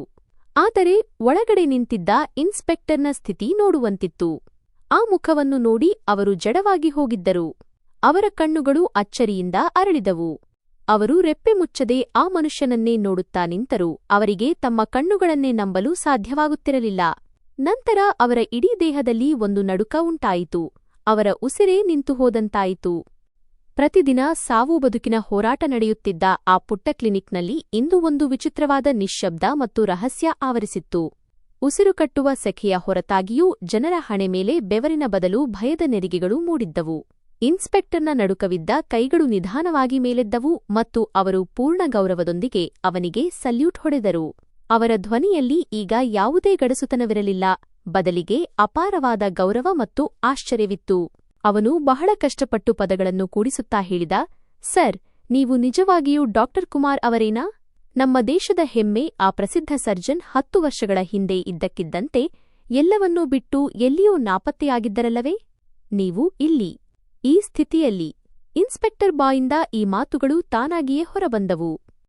ಹೊರಗೆ ನಿಂತಿದ್ದ ಜನರು, ಇದುವರೆಗೂ ಕೋಪದಿಂದ ಅವಾಚ್ಯ ಶಬ್ದಗಳಿಂದ ಬೈಯುತ್ತಿದ್ದವರು, ಈ ಹೆಸರನ್ನು ಕೇಳುತ್ತಿದ್ದಂತೆಯೇ ಸಂಪೂರ್ಣವಾಗಿ ಮೌನವಾದರು. ಯಾರೋ ಅವರ ಧ್ವನಿಯನ್ನು ಕಿತ್ತುಕೊಂಡಂತೆ ಭಾಸವಾಯಿತು. ಅವರ ಕೈಗಳಲ್ಲಿದ್ದ ದಂಡಗಳು ನಿಧಾನವಾಗಿ ಕೆಳಗೆ ಬೀಳತೊಡಗಿದವು. ಗುಂಪಿನಲ್ಲಿ ನಿಂತಿದ್ದ ನಗರದ ಕಾಲೇಜುಗಳಲ್ಲಿ ಓದುತ್ತಿದ್ದ ಕೆಲವು ಸುಶಿಕ್ಷಿತ ಯುವಕರು ಆಶ್ಚರ್ಯದಿಂದ ಒಬ್ಬರನ್ನೊಬ್ಬರು ನೋಡತೊಡಗಿದರು. ಅವರಿಗೆ ತಮ್ಮ ಕಿವಿಗಳನ್ನೇ ನಂಬಲು ಸಾಧ್ಯವಾಗುತ್ತಿರಲಿಲ್ಲ. ಡಾಕ್ಟರ್ ಕುಮಾರ್ ಎಂಬುದು ಸಾಮಾನ್ಯ ಹೆಸರಾಗಿರಲಿಲ್ಲ. ಅದು ಆ ಮಹಾನ್ ವ್ಯಕ್ತಿಯ ಹೆಸರಾಗಿತ್ತು. ಅವರನ್ನು ಭೇಟಿ ಮಾಡಲು ದೊಡ್ಡ ದೊಡ್ಡ ಶ್ರೀಮಂತರು, ಮಂತ್ರಿಗಳು ಮತ್ತು ಅಧಿಕಾರಿಗಳು ತಿಂಗಳುಗಟ್ಟಲೆ ಕಾಯುತ್ತಿದ್ದರು. ಯಾರ ಕ್ಲಿನಿಕ್ ಹೊರಗೆ ಯಾವಾಗಲೂ ಉದ್ದನೆಯ ಸಾಲು ಇರುತ್ತಿತ್ತೋ, ಯಾರ ಪ್ರತಿಭೆಗಾಗಿ ಸರ್ಕಾರವು ಸನ್ಮಾನಿಸಿತ್ತೋ, ಅಂತಹ ವ್ಯಕ್ತಿ ಇಂದು ಈ ಸಣ್ಣ ಹಳ್ಳಿಯಲ್ಲಿ ಒಬ್ಬ ಹೆಂಗಸಿನ ವೇಷ ಧರಿಸಿ ವಾಸಿಸುತ್ತಿದ್ದಾರೆ ಎಂಬ ಮಾತು ಯಾರಿಗೂ ಅರಗಿಸಿಕೊಳ್ಳಲು ಸಾಧ್ಯವಾಗುತ್ತಿರಲಿಲ್ಲ. ಪ್ರತಿಯೊಬ್ಬರ ಮೆದುಳಿನಲ್ಲಿ ಒಂದೇ ಪ್ರಶ್ನೆ ಸುಳಿಯುತ್ತಿತ್ತು, ಅದ್ಯಾಕೆ? ಇನ್ಸ್ಪೆಕ್ಟರ್ ಗಂಭೀರ ಮತ್ತು ಭಾವುಕ ಧ್ವನಿಯಲ್ಲಿ ಕೇಳಿದರು, ಸರ್, ನೀವು ನಮ್ಮ ದೇಶದ ಹೆಮ್ಮೆ. ನಿಮ್ಮ ಕೈಗಳಲ್ಲಿ ಚಿಕಿತ್ಸೆಯ ಅಂತಹ ಕೌಶಲವಿದೆ. ಅದಕ್ಕೆ ಉದಾಹರಣೆಗಳನ್ನೇ ನೀಡಲಾಗುತ್ತದೆ. ನೀವು ಕೋಟಿಗಟ್ಟಲೆ ಹಣ ಸಂಪಾದಿಸಬಹುದಿತ್ತು. ದೊಡ್ಡ ದೊಡ್ಡ ಆಸ್ಪತ್ರೆಗಳು ನಿಮಗಾಗಿ ತೆರೆದಿರುತ್ತಿದ್ದವು. ಆದರೂ ನೀವು ಇಲ್ಲಿ ಈ ಪರಿಸ್ಥಿತಿಯಲ್ಲಿ ನಿಮ್ಮ ಕದರು ತಿಳಿಯದ ಈ ಜನರ ಮಧ್ಯೆ ಏಕೆ ವಾಸಿಸುತ್ತಿದ್ದೀರಿ? ನಿಮ್ಮ ಆ ವೈಭೋಗದ ಜೀವನವನ್ನು ಬಿಟ್ಟು ಈ ಸಣ್ಣ ಹಳ್ಳಿಯ ಕಷ್ಟದ ಜೀವನವನ್ನು ಏಕೆ ಆರಿಸಿಕೊಂಡಿರಿ? ಇದನ್ನು ಕೇಳಿದ ಡಾಕ್ಟರ್ ಕುಮಾರ್ ಅವರ ಮುಖದಲ್ಲಿದ್ದ ಅಲ್ಪಸ್ವಲ್ಪ ಶಾಂತಿಯು ನಿಧಾನವಾಗಿ ಆಳವಾದ ನೋವಿಗೆ ತಿರುಗಿತು. ಅವರ ಕಣ್ಣುಗಳು ತುಂಬಿ ಬಂದವು. ಅವರು ಒಂದು ದೀರ್ಘವಾದ ನಿಟ್ಟುಸಿರು ಬಿಟ್ಟು ಮೆಲ್ಲನೆ, ಸ್ಥಿರವಾಗಿ ಆದರೆ ಅತ್ಯಂತ ದುಃಖದ ಧ್ವನಿಯಲ್ಲಿ ಹೇಳಿದರು, ಇನ್ಸ್ಪೆಕ್ಟರ್ ಸಾಹೇಬರೇ, ಒಬ್ಬ ಮನುಷ್ಯ ಒಳಗಿನಿಂದ ಸಂಪೂರ್ಣವಾಗಿ ಕುಸಿದು ಹೋದಾಗ, ಅವನ ಆತ್ಮವೇ ಸತ್ತು ಹೋದಂತೆ ಭಾಸವಾದಾಗ, ಅವನಿಗೆ ಈ ಪ್ರಪಂಚದ ಯಾವುದೇ ಸಂಪತ್ತು ಅಥವಾ ಕೀರ್ತಿ ಮುಖ್ಯವೆನಿಸುವುದಿಲ್ಲ. ಇವೆಲ್ಲವೂ ನಮ್ಮವರು ನಮ್ಮ ಜೊತೆ ಇರುವವರೆಗೂ ಮಾತ್ರ ಚೆನ್ನಾಗಿ ಕಾಣಿಸುತ್ತವೆ. ಅವರು ಎದುರಿಗೆ ನಿಂತಿದ್ದ ಜನರ ಕಡೆ ನೋಡಿದರು. ಈಗ ಅಲ್ಲಿ ಸಂಪೂರ್ಣ ನಿಶ್ಶಬ್ದವಿತ್ತು. ಪ್ರತಿಯೊಬ್ಬರೂ ಅವರ ಮಾತು ಕೇಳಲು ಮೌನವಾಗಿ ನಿಂತಿದ್ದರು. ಅವರು ಮುಂದೆ ಹೇಳಲು ಪ್ರಾರಂಭಿಸಿದರು. ಇಂದಿಗೆ ಸುಮಾರು 10 ವರ್ಷಗಳ ಹಿಂದಿನ ಮಾತು. ನಾನು ನನ್ನ ಪತ್ನಿಯ ಜೊತೆ ಇಂತಹದ್ದೇ ಒಂದು ದೂರದ ಹಳ್ಳಿಯಲ್ಲಿ ವೈದ್ಯಕೀಯ ಶಿಬಿರವನ್ನು ನಡೆಸಲು ಹೋಗಿದ್ದೆ. ನಾವಿಬ್ಬರೂ ತುಂಬಾ ಸಂತೋಷವಾಗಿದ್ದೆವು, ಏಕೆಂದರೆ ನಾವು ಶೀಘ್ರದಲ್ಲೇ ತಂದೆ ತಾಯಿಯಾಗಲಿದ್ದೆವು. ಆದರೆ ಅದೇ ರಾತ್ರಿ ಇದ್ದಕ್ಕಿದ್ದಂತೆ ಅವಳಿಗೆ ತೀವ್ರವಾದ ಹೆರಿಗೆ ನೋವು ಕಾಣಿಸಿಕೊಂಡಿತು. ಆ ಪ್ರದೇಶದ ಸುತ್ತಮುತ್ತ ಯಾವುದೇ ಆಸ್ಪತ್ರೆ ಇರಲಿಲ್ಲ, ಯಾವುದೇ ಲೇಡಿ ಡಾಕ್ಟರ್ ಇರಲಿಲ್ಲ ಮತ್ತು ಎಲ್ಲಕ್ಕಿಂತ ದೊಡ್ಡ ಸಮಸ್ಯೆ ಎಂದರೆ ಅಲ್ಲಿನ ಜನರ ಯೋಚನೆ. ಅದು ಅಕ್ಷರಶಃ ನಿಮ್ಮಂತೆಯೇ ಇತ್ತು. ಯಾವ ಗಂಡಸೂ ಒಬ್ಬ ಹೆಣ್ಣಿಗೆ ಚಿಕಿತ್ಸೆ ನೀಡಬಾರದು ಎಂಬುದು ಅವರ ನಂಬಿಕೆಯಾಗಿತ್ತು. ಅವರ ಧ್ವನಿ ಗದ್ಗದಿತವಾಯಿತು. ಆದರೆ ಅವರು ತಮ್ಮನ್ನು ತಾವು ಸಂಭಾಳಿಸಿಕೊಂಡು ಮುಂದೆ ಹೇಳಿದರು, ನನ್ನ ಪತ್ನಿಯ ಸ್ಥಿತಿ ಪ್ರತಿಕ್ಷಣವೂ ಹದಗೆಡುತ್ತಿತ್ತು. ಅವಳಿಗೆ ತಕ್ಷಣ ಆಪರೇಷನ್ ಅಗತ್ಯವಿತ್ತು. ನಾನು ಹಳ್ಳಿಯವರ ಮುಂದೆ ಕೈಮುಗಿದು ಬೇಡಿಕೊಂಡೆ, ಅವರ ಪಾದಗಳನ್ನು ಹಿಡಿದುಕೊಂಡೆ. ನನ್ನ ಪತ್ನಿಗೆ ಚಿಕಿತ್ಸೆ ನೀಡಲು ಅವಕಾಶ ಕೊಡಿ ಎಂದು ವಿನಂತಿಸಿದೆ. ನಾನೊಬ್ಬ ಸರ್ಜನ್, ಅವಳನ್ನು ಉಳಿಸಬಲ್ಲೆ ಎಂದು ಹೇಳಿದೆ. ಆದರೆ ಅವರು ನನ್ನ ಒಂದು ಮಾತನ್ನೂ ಕೇಳಲಿಲ್ಲ. ಡಾಕ್ಟರ್ ಕುಮಾರ್ ಕಣ್ಣುಗಳಿಂದ ಕಣ್ಣೀರು ಸುರಿಯತೊಡಗಿತು. ಅವರು ನೋವಿನ ದನಿಯಲ್ಲಿ ಹೇಳಿದರು, ನಾನು ಆ ಹಳ್ಳಿಯ ಮುಖಂಡನ ಪಾದಗಳಿಗೆ ಬಿದ್ದೆ. ನನ್ನ ಪತ್ನಿ ಸತ್ತು ಹೋಗುತ್ತಾಳೆ, ನನ್ನನ್ನು ಒಳಗೆ ಬಿಡಿ ಎಂದು ಹೇಳಿದೆ. ನಾನು ಅವಳ ಪತಿ ಮಾತ್ರವಲ್ಲ, ವೈದ್ಯನೂ ಹೌದು ಎಂದೆ. ಆದರೆ ಅವರು ನನ್ನನ್ನು ತಳ್ಳಿ ನೆಲಕ್ಕೆ ಬೀಳಿಸಿದರು ಮತ್ತು ಹೇಳಿದರು, ಇದು ನಮ್ಮ ಹಳ್ಳಿ ಮತ್ತು ಇಲ್ಲಿ ನಮ್ಮ ಸಂಪ್ರದಾಯಗಳು ನಡೆಯುತ್ತವೆ. ನಾವು ನಮ್ಮ ಹೆಣ್ಣುಮಕ್ಕಳನ್ನು ಯಾವ ಗಂಡಸಿನ ಮುಂದೆ ತರುವುದಿಲ್ಲ ಎಂದು. ಇಷ್ಟನ್ನು ಹೇಳುವಷ್ಟರಲ್ಲಿ ಡಾಕ್ಟರ್ ಕುಮಾರ್ ಅವರ ಧ್ವನಿ ನಡುಗತೊಡಗಿತು ಮತ್ತು ಅಲ್ಲಿ ನಿಂತಿದ್ದ ಪ್ರತಿಯೊಬ್ಬರ ಹೃದಯದಲ್ಲಿ ಒಂದು ವಿಚಿತ್ರವಾದ ನೋವು ಮೂಡಿತು. ಬಹುಶಃ ಅವರೆಲ್ಲರೂ ಮೊದಲ ಬಾರಿಗೆ ತಾವು ರೂಪಿಸಿದ ನಿಯಮಗಳ ಅಸಲಿ ಪರಿಣಾಮವನ್ನು ಅರ್ಥಮಾಡಿಕೊಳ್ಳುತ್ತಿದ್ದಿರಬಹುದು. ಅವನು ಪತಿಯೇ ಆಗಿರಲಿ, ಇಂತಹ ಸ್ಥಿತಿಯಲ್ಲಿ ಹೆಣ್ಣನ್ನು ಮುಟ್ಟುವುದು ನಮ್ಮಲ್ಲಿ ದೊಡ್ಡ ಅಪರಾಧ ಎಂದು ಅವರು ಭಾವಿಸಿದ್ದರು. ಅವರು ನನಗೆ ಮುಟ್ಟಲು ಬಿಡಲಿಲ್ಲ. ಡಾಕ್ಟರ್ ಕುಮಾರ್ ಕಣ್ಣು ಮುಚ್ಚಿಕೊಂಡರು. ಆ ಘಟನೆಗಳೆಲ್ಲ ಅವರ ಕಣ್ಣ ಮುಂದೆ ಮತ್ತೆ ಬರುತ್ತಿರುವಂತೆ ಭಾಸವಾಯಿತು. ಅವರು ನನ್ನನ್ನು ಹೊಡೆದು ಬಡಿದು ಒಂದು ಕತ್ತಲೆ ಕೋಣೆಯಲ್ಲಿ ಹಾಕಿ ಬೀಗ ಹಾಕಿದರು. ನಾನು ಆ ಕೋಣೆಯಲ್ಲಿ ಹುಚ್ಚನಂತೆ ಬಾಗಿಲು ಬಡಿಯುತ್ತಾ ಇದ್ದೆ. ಗೋಡೆಗೆ ತಲೆ ಚಚ್ಚಿಕೊಂಡೇ ಕಿರುಚಾಡಿದೆ. ಆದರೆ ಹೊರಗೆ ನನ್ನ ಪತ್ನಿ ನನ್ನ ಜೀವನ ನೋವಿನಿಂದ ನರಳುತ್ತಾ ನನ್ನನ್ನು ಕರೆಯುತ್ತಿದ್ದಳು. ಅವರ ಧ್ವನಿ ನಡುಗಿತು. ಕ್ಲಿನಿಕ್ ಒಳಗಿದ್ದ ಪ್ರತಿಯೊಬ್ಬರ ಉಸಿರು ನಿಂತಂತಾಯಿತು. ನಾನು ಕೂಗುತ್ತಿದ್ದೆ, ನನ್ನನ್ನು ಬಿಡಿ ಎಂದು. ಅವಳು ನನ್ನನ್ನು ಕರೆಯುತ್ತಿದ್ದಾಳೆ, ನಾನು ಅವಳನ್ನು ಉಳಿಸಬಲ್ಲೆ. ಆದರೆ ಹೊರಗೆ ನಿಂತಿದ್ದ ಆ ಜನರು ಕೇವಲ ನಗುತ್ತಿದ್ದರು. ನನ್ನ ಅಸಹಾಯಕತೆಯನ್ನು ನೋಡಿ ಹೀಯಾಳಿಸುತ್ತಿದ್ದರು. ಸುಮ್ಮನೆ ಕುಳಿತುಕೋ, ಇದು ನಮ್ಮ ಮರ್ಯಾದೆಯ ಪ್ರಶ್ನೆ ಎನ್ನುತ್ತಿದ್ದರು. ಡಾಕ್ಟರ್ ಕುಮಾರ್ ಕಣ್ಣುಗಳಿಂದ ನಿರಂತರವಾಗಿ ಕಣ್ಣೀರು ಹರಿಯುತ್ತಿತ್ತು. ಇಂದು ಕೂಡ ರಾತ್ರಿಯ ಹೊತ್ತು ಅವಳ ಆ ನೋವಿನ ಕಿರುಚಾಟ ನನ್ನ ಕಿವಿಯಲ್ಲಿ ಮೊಳಗುತ್ತದೆ. ಆ ಮುಚ್ಚಿದ ಬಾಗಿಲಿನ ಹಿಂದಿನಿಂದ ಬರುತ್ತಿದ್ದ ಆ ದನಿ. ಮತ್ತು ನಾನು ನನ್ನ ಎಲ್ಲಾ ಪದವಿಗಳು, ನನ್ನ ಎಲ್ಲಾ ಜ್ಞಾನದ ಹೊರತಾಗಿಯೂ ನೆಲದ ಮೇಲೆ ಬಿದ್ದಿದ್ದ ಒಬ್ಬ ಅಸಹಾಯಕ ಮನುಷ್ಯನಾಗಿದ್ದೆ. ಅವರು ಒಂದು ದೀರ್ಘವಾದ ನಿಟ್ಟುಸಿರು ಬಿಟ್ಟರು. ಹೃದಯದೊಳಗೆ ಅಡಗಿದ್ದ ನೋವನ್ನು ಹೊರಹಾಕುತ್ತಿರುವಂತೆ ಭಾಸವಾಯಿತು. ಎಷ್ಟೋ ಗಂಟೆಗಳ ನಂತರ ಅವರು ಬಾಗಿಲು ತೆರೆದಾಗ ಆಗಲೇ ತುಂಬಾ ತಡವಾಗಿತ್ತು. ನನ್ನ ಪತ್ನಿ ಮತ್ತು ಆ ಮಗು ಯಾರ ಒಂದು ನೋಟಕ್ಕಾಗಿ ನಾನು ಎಷ್ಟೋ ಕನಸುಗಳನ್ನು ಕಂಡಿದ್ದೆನೋ. ಇಬ್ಬರೂ ರಕ್ತಸಿಕ್ತ ಸ್ಥಿತಿಯಲ್ಲಿ ಈ ಪ್ರಪಂಚವನ್ನು ಬಿಟ್ಟು ಹೋಗಿದ್ದರು. ಇದನ್ನು ಹೇಳುತ್ತಿದ್ದಂತೆಯೇ ಅವರ ಧ್ವನಿ ಒಡೆಯಿತು. ಕ್ಲಿನಿಕ್ನಲ್ಲಿ ನಿಶ್ಶಬ್ದ ಆವರಿಸಿತು. ಹೊರಗಿನ ಗದ್ದಲವು ಎಲ್ಲಿಯೋ ಕಳೆದು ಹೋದಂತಾಯಿತು. ಆ ದಿನ ನನ್ನ ಪ್ರಪಂಚವೇ ಕೊನೆಗೊಂಡಿತು. ನನಗೆ ನನ್ನ ಪ್ರತಿಯೊಂದು ವಸ್ತುವಿನ ಮೇಲೆ ಅಸಹ್ಯ ಹುಟ್ಟಿತು. ನನ್ನ ಪದವಿಗಳ ಮೇಲೆ, ನನ್ನ ಕೀರ್ತಿಯ ಮೇಲೆ, ನನ್ನ ಗುರುತಿನ ಮೇಲೆ. ಏಕೆಂದರೆ ಇವೆಲ್ಲವೂ ಸೇರಿದರೂ ನನ್ನ ಅತ್ಯಂತ ಬೆಲೆಬಾಳುವ ವಸ್ತುವನ್ನು ಉಳಿಸಲು ಸಾಧ್ಯವಾಗಲಿಲ್ಲ. ಅವರು ತಲೆ ತಗ್ಗಿಸಿದರು. ನಾನು ಆ ದಿನ ಒಳಗಿನಿಂದ ಪೂರ್ತಿ ಕುಸಿದು ಹೋಗಿದ್ದೆ. ಬದುಕುವ ಆಸೆಯೇ ಸತ್ತು ಹೋಗಿತ್ತು. ಆದರೆ ನಂತರ ನಾನು ನಿರ್ಧರಿಸಿದೆ, ಕೇವಲ ಲೇಡಿ ಡಾಕ್ಟರ್ ಇಲ್ಲ ಎಂಬ ಕಾರಣಕ್ಕಾಗಿ ಸಾಯುವ ಅಂತಹ ಮಹಿಳೆಯರನ್ನು ನಾನು ಸಾಯಲು ಬಿಡುವುದಿಲ್ಲ ಎಂದು. ಅವರ ಮನೆಯವರು ತಮ್ಮ ಸುಳ್ಳು ಮರ್ಯಾದೆಯ ಹೆಸರಿನಲ್ಲಿ ಯಾವ ಗಂಡಸನ್ನೂ ಅವರ ಹತ್ತಿರ ಬಿಡುವುದಿಲ್ಲವಲ್ಲ. ಅವರ ಧ್ವನಿ ಈಗ ಮೆಲ್ಲಗೆ ಆದರೆ ದೃಢವಾಗಿತ್ತು. ನಾನು ಜನರ ಯೋಚನೆಯನ್ನು ಒಂದೇ ದಿನದಲ್ಲಿ ಬದಲಾಯಿಸಲು ಸಾಧ್ಯವಿಲ್ಲ ಎಂದು ನನಗೆ ತಿಳಿದಿತ್ತು. ಆದರೆ ನನ್ನ ಕೌಶಲದಿಂದ ಅವರ ಪ್ರಾಣವನ್ನಂತೂ ಉಳಿಸಬಲ್ಲೆ. ಅದಕ್ಕಾಗಿಯೇ ನಾನು ನನ್ನ ಗುರುತು, ನನ್ನ ಸಂಪತ್ತು ಎಲ್ಲವನ್ನೂ ಬಿಟ್ಟು ಒಬ್ಬ ಹೆಣ್ಣಿನ ರೂಪವನ್ನು ಧರಿಸಿದೆ. ಯಾರು ನನ್ನ ಮೇಲೆ ಅನುಮಾನ ಪಡಬಾರದು ಮತ್ತು ಸಾವು ಹೊಂಚು ಹಾಕಿರುವ ಗಂಡಸರಿಗೆ ಪ್ರವೇಶವಿಲ್ಲದ ಆ ಮುಚ್ಚಿದ ಬಾಗಿಲುಗಳವರೆಗೆ ನಾನು ತಲುಪಬೇಕು ಎಂಬುದು ನನ್ನ ಉದ್ದೇಶವಾಗಿತ್ತು. ಅವರು ಎಲ್ಲರ ಕಡೆ ನೋಡಿದರು. ಈಗ ಅಲ್ಲಿ ನಿಂತಿದ್ದ ಪ್ರತಿಯೊಬ್ಬರ ಕಣ್ಣುಗಳು ಕೆಳಮುಖವಾಗಿದ್ದವು. ಕಳೆದ 10 ವರ್ಷಗಳಲ್ಲಿ ನಾನು ಈ ಹಳ್ಳಿ ಮತ್ತು ಸುತ್ತಮುತ್ತಲ ಪ್ರದೇಶಗಳಲ್ಲಿ ಸಾವಿರಾರು ಮಹಿಳೆಯರು ಮತ್ತು ಮಕ್ಕಳ ಪ್ರಾಣ ಉಳಿಸಿದ್ದೇನೆ. ಇದೇ ನನ್ನ ಶಿಕ್ಷೆಯೂ ಹೌದು ಮತ್ತು ಇದೇ ನನ್ನ ನೆಮ್ಮದಿಯೂ ಹೌದು. ನಾನು ನನ್ನ ರಾತ್ರಿಯ ನಿದ್ರೆಯನ್ನು ತ್ಯಾಗ ಮಾಡಿದೆ. ಬಿರುಗಾಳಿ, ಮಳೆ ಎನ್ನದೇ ಪ್ರಯಾಣಿಸಿದೆ.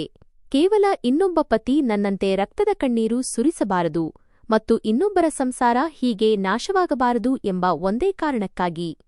ಡಾಕ್ಟರ್ ಕುಮಾರ್ ಅವರ ಧ್ವನಿ ಈಗ ನಡುಗುತ್ತಿತ್ತು, ಆದರೆ ಅದರಲ್ಲಿ ಒಂದು ವಿಚಿತ್ರವಾದ ಶಕ್ತಿಯೂ ಇತ್ತು. ಈ ಉದ್ದೇಶಕ್ಕಾಗಿ ನಾನು ಹೆಣ್ಣಿನ ಉಡುಪು ಧರಿಸಬೇಕಾಗಿ ಬಂದರೆ, ಉಸಿರುಕಟ್ಟುವ ಈ ಮುಖವಾಡದಲ್ಲಿ ನನ್ನ ಮುಖ ಅಡಗಿಸಬೇಕಾಗಿ ಬಂದರೆ, ನನಗೆ ಅದರಲ್ಲಿ ಸ್ವಲ್ಪವೂ ನಾಚಿಕೆ ಅನಿಸಲಿಲ್ಲ. ಏಕೆಂದರೆ ನನಗೆ ಒಬ್ಬ ಮನುಷ್ಯನ ಪ್ರಾಣ ಉಳಿಸುವುದೇ ಎಲ್ಲಕ್ಕಿಂತ ದೊಡ್ಡ ಕೆಲಸ. ಅವರು ತಮ್ಮ ಕಣ್ಣಿನಿಂದ ಹರಿಯುತ್ತಿದ್ದ ಕಣ್ಣೀರನ್ನು ತೋಳಿನಿಂದ ಒರೆಸಿಕೊಂಡರು ಮತ್ತು ಹೊರಗೆ ನಿಂತಿದ್ದ ಜನರ ಕಡೆ ನೋಡಿದರು. ಅವರ ಮುಖದಲ್ಲಿ ಒಂದು ಸಣ್ಣ ನಗು ಇತ್ತು, ಆದರೆ ಆ ನಗುವಿನ ಹಿಂದೆ ಆಳವಾದ ನೋವು ಅಡಗಿತ್ತು. ಇಂದು ನೀವೆಲ್ಲರೂ ಕಳೆದ 10 ವರ್ಷಗಳಿಂದ ನನ್ನ ಎದೆಯಲ್ಲಿ ಅದುಮಿಟ್ಟುಕೊಂಡಿದ್ದ ರಹಸ್ಯವನ್ನು ತಿಳಿದುಕೊಂಡಿದ್ದೀರಿ.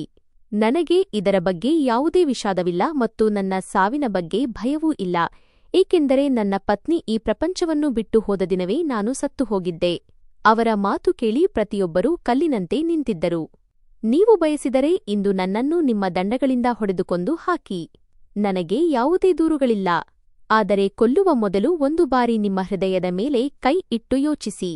ಇಂದು ನಾನು ಇದೇ ಚೌಧರಿಯ ತಂಗಿ ಕವಿತಾಳ ಪ್ರಾಣ ಉಳಿಸಿದ್ದೇನೆ. ನಾನು ಬಯಸಿದ್ದರೆ ನನ್ನ ರಹಸ್ಯ ಕಾಪಾಡಿಕೊಳ್ಳಲು ಅವಳನ್ನು ಸಾಯಲು ಬಿಡಬಹುದಿತ್ತು. ನನ್ನ ಪತ್ನಿ ಹೋದಳು, ಆದರೆ ನಾನು ನಿಮ್ಮ ಕವಿತಾಳನ್ನು ಹೋಗಲು ಬಿಡಲಿಲ್ಲ. ನಾನು ನನ್ನ ಕರ್ತವ್ಯವನ್ನು ನಿಭಾಯಿಸಿದ್ದೇನೆ. ಅವರ ಈ ಮಾತುಗಳು ಪ್ರತಿಯೊಬ್ಬರ ಹೃದಯವನ್ನು ಸೀಳುತ್ತಿರುವಂತೆ ಭಾಸವಾಯಿತು. ಕ್ಲಿನಿಕ್ ಒಳಗಡೆ ಮತ್ತು ಹೊರಗಡೆ ನಿಂತಿದ್ದ ಜನರ ಮೇಲೆ ಮೌನ ಆವರಿಸಿತು. ಯಾರಿಗೂ ಏನನ್ನೂ ಹೇಳಲು ಪದಗಳೇ ಸಿಗುತ್ತಿರಲಿಲ್ಲ. ಎಲ್ಲರ ತಲೆಗಳು ಅವಮಾನದಿಂದ ತಗ್ಗಿದ್ದವು. ಅಷ್ಟರಲ್ಲಿ ಜನಸಮೂಹವನ್ನು ಸೀಳಿಕೊಂಡು ಚೌಧರಿ ವೀರ್ಪಾಲ್ ಮುಂದೆ ಬಂದರು. ಅವರ ಮುಖದಲ್ಲಿ ಕಣ್ಣೀರು ಹರಿಯುತ್ತಿತ್ತು. ಅವರು ನೇರವಾಗಿ ಡಾಕ್ಟರ್ ಕುಮಾರ್ ಅವರ ಪಾದಗಳಿಗೆ ಬಿದ್ದರು. ಅವರ ಕಣ್ಣೀರು ಡಾಕ್ಟರ್ ಪಾದಗಳನ್ನು ನೆನೆಸುತ್ತಿತ್ತು. ಅವರು ಮಗುವಿನಂತೆ ಅಳುತ್ತಾ ಹೇಳಿದರು, ಡಾಕ್ಟರ್ ಸಾಹೇಬರೇ, ನಮ್ಮನ್ನು ಕ್ಷಮಿಸಿಬಿಡಿ. ನಾವು ಕುರುಡರು ಮತ್ತು ಅನಕ್ಷರಸ್ಥರು, ಒಂದು ವಜ್ರವನ್ನು ಕಲ್ಲು ಎಂದು ಭಾವಿಸಿದ್ದೆವು. ನೀವು ಪುಣ್ಯಾತ್ಮರು, ನಿಮ್ಮೆಲ್ಲವನ್ನೂ ಕಳೆದುಕೊಂಡು ನಮ್ಮ ತಲೆಮಾರುಗಳನ್ನು ಉಳಿಸಿದ್ದೀರಿ. ಅವರು ಉಸಿರು ಬಿಡುತ್ತಾ ಅಳುತ್ತಿದ್ದರು. ನಾನು ಎಂತಹ ದೊಡ್ಡ ಪಾಪಿ ಎಂದರೆ, ಈಗಷ್ಟೇ ನನ್ನ ತಂಗಿ ಕವಿತಾಳನ್ನು ಸಾವಿನ ದವಡೆಯಿಂದ ಬಿಡಿಸಿದ ಆ ಕೈಗಳನ್ನೇ ಕತ್ತರಿಸಲು ಬಂದಿದ್ದೆ. ನಾವು ನಿಮ್ಮ ಉಪಕಾರದ ಅಡಿಯಲ್ಲಿ ಬದುಕುತ್ತಿದ್ದೇವೆ ಮತ್ತು ನಾವು ನಿಮ್ಮನ್ನೇ ಕೊಲ್ಲಲು ಯೋಚಿಸಿದೆವು. ನನಗೆ ಧಿಕ್ಕಾರವಿರಲಿ. ಅವರು ತಮ್ಮ ಹಣೆಯನ್ನು ನೆಲಕ್ಕೆ ಅಪ್ಪಳಿಸಿದರು. ನನ್ನ ಸುಳ್ಳು ಅಹಂಕಾರ ನನ್ನ ಕಣ್ಣುಗಳಿಗೆ ಪಟ್ಟಿ ಕಟ್ಟಿತ್ತು. ನೀವು ನನ್ನ ಕಡೆ ನೋಡಲು ಕೂಡ ನಾನು ಅರ್ಹನಲ್ಲ. ಇಂದು ನೀವು ನನ್ನ ತಂಗಿಯನ್ನು ಉಳಿಸಿ ನನಗೆ ಅಂತಹ ಒಂದು ಪಾಠ ಕಲಿಸಿದ್ದೀರಿ ಎಂದರೆ ಅದರ ಧ್ವನಿ ಜೀವನ ಪರ್ಯಂತ ನನ್ನ ಕಿವಿಯಲ್ಲಿ ಮೊಳಗುತ್ತಿರುತ್ತದೆ. ನನ್ನನ್ನು ಕ್ಷಮಿಸಿಬಿಡಿ. ಇನ್ಸ್ಪೆಕ್ಟರ್ ವೀರೇಂದ್ರ, ರೇಖಾ ಮತ್ತು ಉಳಿದ ಗ್ರಾಮಸ್ಥರು ಕೂಡ ಅಳುತ್ತಿದ್ದರು. ವೀರೇಂದ್ರ ಮುಂದೆ ಬಂದನು. ಅವನು ತನ್ನ ದಂಡವನ್ನು ಮುರಿದು ಎಸೆದನು ಮತ್ತು ಅಳುತ್ತಾ ಹೇಳಿದನು, ಡಾಕ್ಟರ್ ಸಾಹೇಬರೇ, ನನ್ನ ಹೆಂಡತಿ ಮತ್ತು ನನ್ನ ಮಗುವಿನ ಪ್ರಾಣವನ್ನು ಕೂಡ ನೀವೇ ಉಳಿಸಿದ್ದೀರಿ. ನೀವು ನಮಗೆ ಬೆಳಕು. ನಮ್ಮ ಈ ಕೆಟ್ಟ ಆಲೋಚನೆಗಾಗಿ ನಮ್ಮನ್ನು ಕ್ಷಮಿಸಿಬಿಡಿ. ನಾವು ಬಹಳ ದೊಡ್ಡ ಅಪರಾಧಿಗಳು. ರೇಖಾ ಕೂಡ ಮುಂದೆ ಬಂದಳು. ಅವಳು ಅಳುತ್ತಾ ಡಾಕ್ಟರ್ ಕೈಗಳನ್ನು ಹಿಡಿದುಕೊಂಡು ಹೇಳಿದಳು, ಡಾಕ್ಟರ್ ಸಾಹೇಬರೇ, ನೀವು ನಮ್ಮ ತಲೆಮಾರುಗಳನ್ನು ಉಳಿಸಿದಿರಿ ಮತ್ತು ನಾವು ನಿಮ್ಮ ಪ್ರಾಣ ತೆಗೆಯಲು ಮುಂದಾದೆವು. ನಮ್ಮ ಈ ಅಲ್ಪ ಆಲೋಚನೆಯ ಬಗ್ಗೆ ನಮಗೆ ತುಂಬಾ ನಾಚಿಕೆಯಾಗುತ್ತಿದೆ. ಇಡೀ ಹಳ್ಳಿಯ ಜನರು ತಲೆ ತಗ್ಗಿಸಿ ನಿಂತಿದ್ದರು. ಯಾರೂ ಕಣ್ಣೆತ್ತಿ ಡಾಕ್ಟರ್ ಕುಮಾರ್ ಅವರ ಕಡೆಗೆ ನೋಡುವ ಧೈರ್ಯ ಮಾಡುತ್ತಿರಲಿಲ್ಲ. ಕೇವಲ ಒಬ್ಬ ವೈದ್ಯನಲ್ಲದೆ ತನ್ನೆಲ್ಲವನ್ನೂ ಕಳೆದುಕೊಂಡು ಇತರರ ಜೀವ ಉಳಿಸುವ ಹಾದಿಯನ್ನು ಆರಿಸಿಕೊಂಡ ಒಬ್ಬ ನಿಜವಾದ ಮನುಷ್ಯನನ್ನು ಗುರುತಿಸುವಲ್ಲಿ ಅವರು ದೊಡ್ಡ ತಪ್ಪು ಮಾಡಿದ್ದರು. ಅಂದು ಹಳ್ಳಿಯವರ ಸುಳ್ಳು, ಪ್ರತಿಷ್ಠೆ ಮತ್ತು ಟೊಳ್ಳು ಮರ್ಯಾದೆ ಮಣ್ಣು ಪಾಲಾಗಿತ್ತು. ಅವರ ಮುಂದೆ ಸತ್ಯದ ಅಂತಹ ಬೆಳಕು ಹರಡಿತ್ತು. ಅದು ಅವರ ಹೃದಯದಲ್ಲಿ ಅಡಗಿದ್ದ ವರ್ಷಗಳ ಹಳೆಯ ಕತ್ತಲೆಯನ್ನು ದೂರ ಮಾಡಿತ್ತು. ಇದುವರೆಗೆ ತಮ್ಮ ಸಂಪ್ರದಾಯಗಳು ಮತ್ತು ತಪ್ಪು ಆಲೋಚನೆಗಳ ಬಗ್ಗೆ ಹೆಮ್ಮೆ ಪಡುತ್ತಿದ್ದ ಜನರೇ ಇಂದು ತಲೆ ತಗ್ಗಿಸಿ ನಿಂತಿದ್ದರು. ಅವರ ಕಣ್ಣುಗಳಲ್ಲಿ ಪಶ್ಚಾತ್ತಾಪವಿತ್ತು, ಆದರೆ ಅದರ ಜೊತೆಗೆ ಒಂದು ಹೊಸ ಅರಿವು ಕೂಡ ಮೂಡಿತ್ತು. ಆ ಪುಟ್ಟ ಹಳ್ಳಿಯಲ್ಲಿ ಅಂದು ಕೇವಲ ಒಬ್ಬ ಮಗುವಿನ ಜನ್ಮವಾಗಲಿಲ್ಲ, ಬದಲಾಗಿ ಒಂದು ಹೊಸ ಆಲೋಚನೆಯು ಜನ್ಮ ತಳೆಯಿತು. ಚೌಧರಿ ವೀರ್ಪಾಲ್, ವೀರೇಂದ್ರ, ರೇಖಾ, ರಾಜು ಮತ್ತು ಉಳಿದ ಗ್ರಾಮಸ್ಥರು ಅಂದೇ ನಿರ್ಧರಿಸಿದರು, ಇನ್ನು ಮುಂದೆ ಎಂದಿಗೂ ಸುಳ್ಳು ಮರ್ಯಾದೆ ಮತ್ತು ವ್ಯರ್ಥ ಸಂಪ್ರದಾಯಗಳ ಕಾರಣದಿಂದಾಗಿ ಯಾವುದೇ ಮಹಿಳೆಯ ಪ್ರಾಣ ಹೋಗಬಾರದು ಎಂದು. ಅವರು ಡಾಕ್ಟರ್ ಕುಮಾರ್ ಅವರನ್ನು ಅವರ ಅಸಲಿ ರೂಪದಲ್ಲಿ ಮನಸಾರೆ ಸ್ವೀಕರಿಸಿದರು.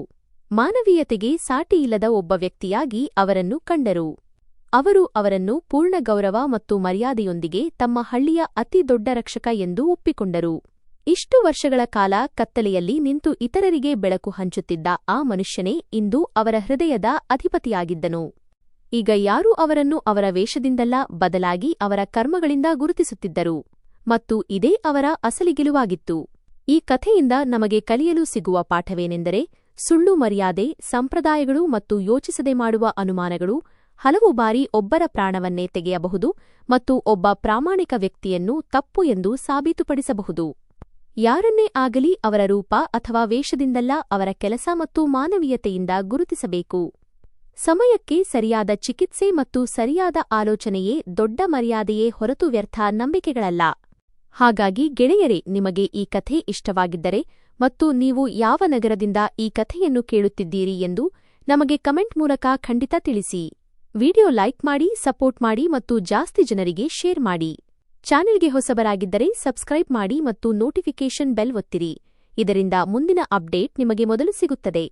ಈ ಕಥೆಯು ಸಂಪೂರ್ಣವಾಗಿ ಕಾಲ್ಪನಿಕವಾಗಿದೆ ಮತ್ತು ಕೇವಲ ಮನರಂಜನೆ ಹಾಗೂ ಸಾಮಾಜಿಕ ಸಂದೇಶ ನೀಡುವ ಉದ್ದೇಶದಿಂದ ಬರೆಯಲಾಗಿದೆ.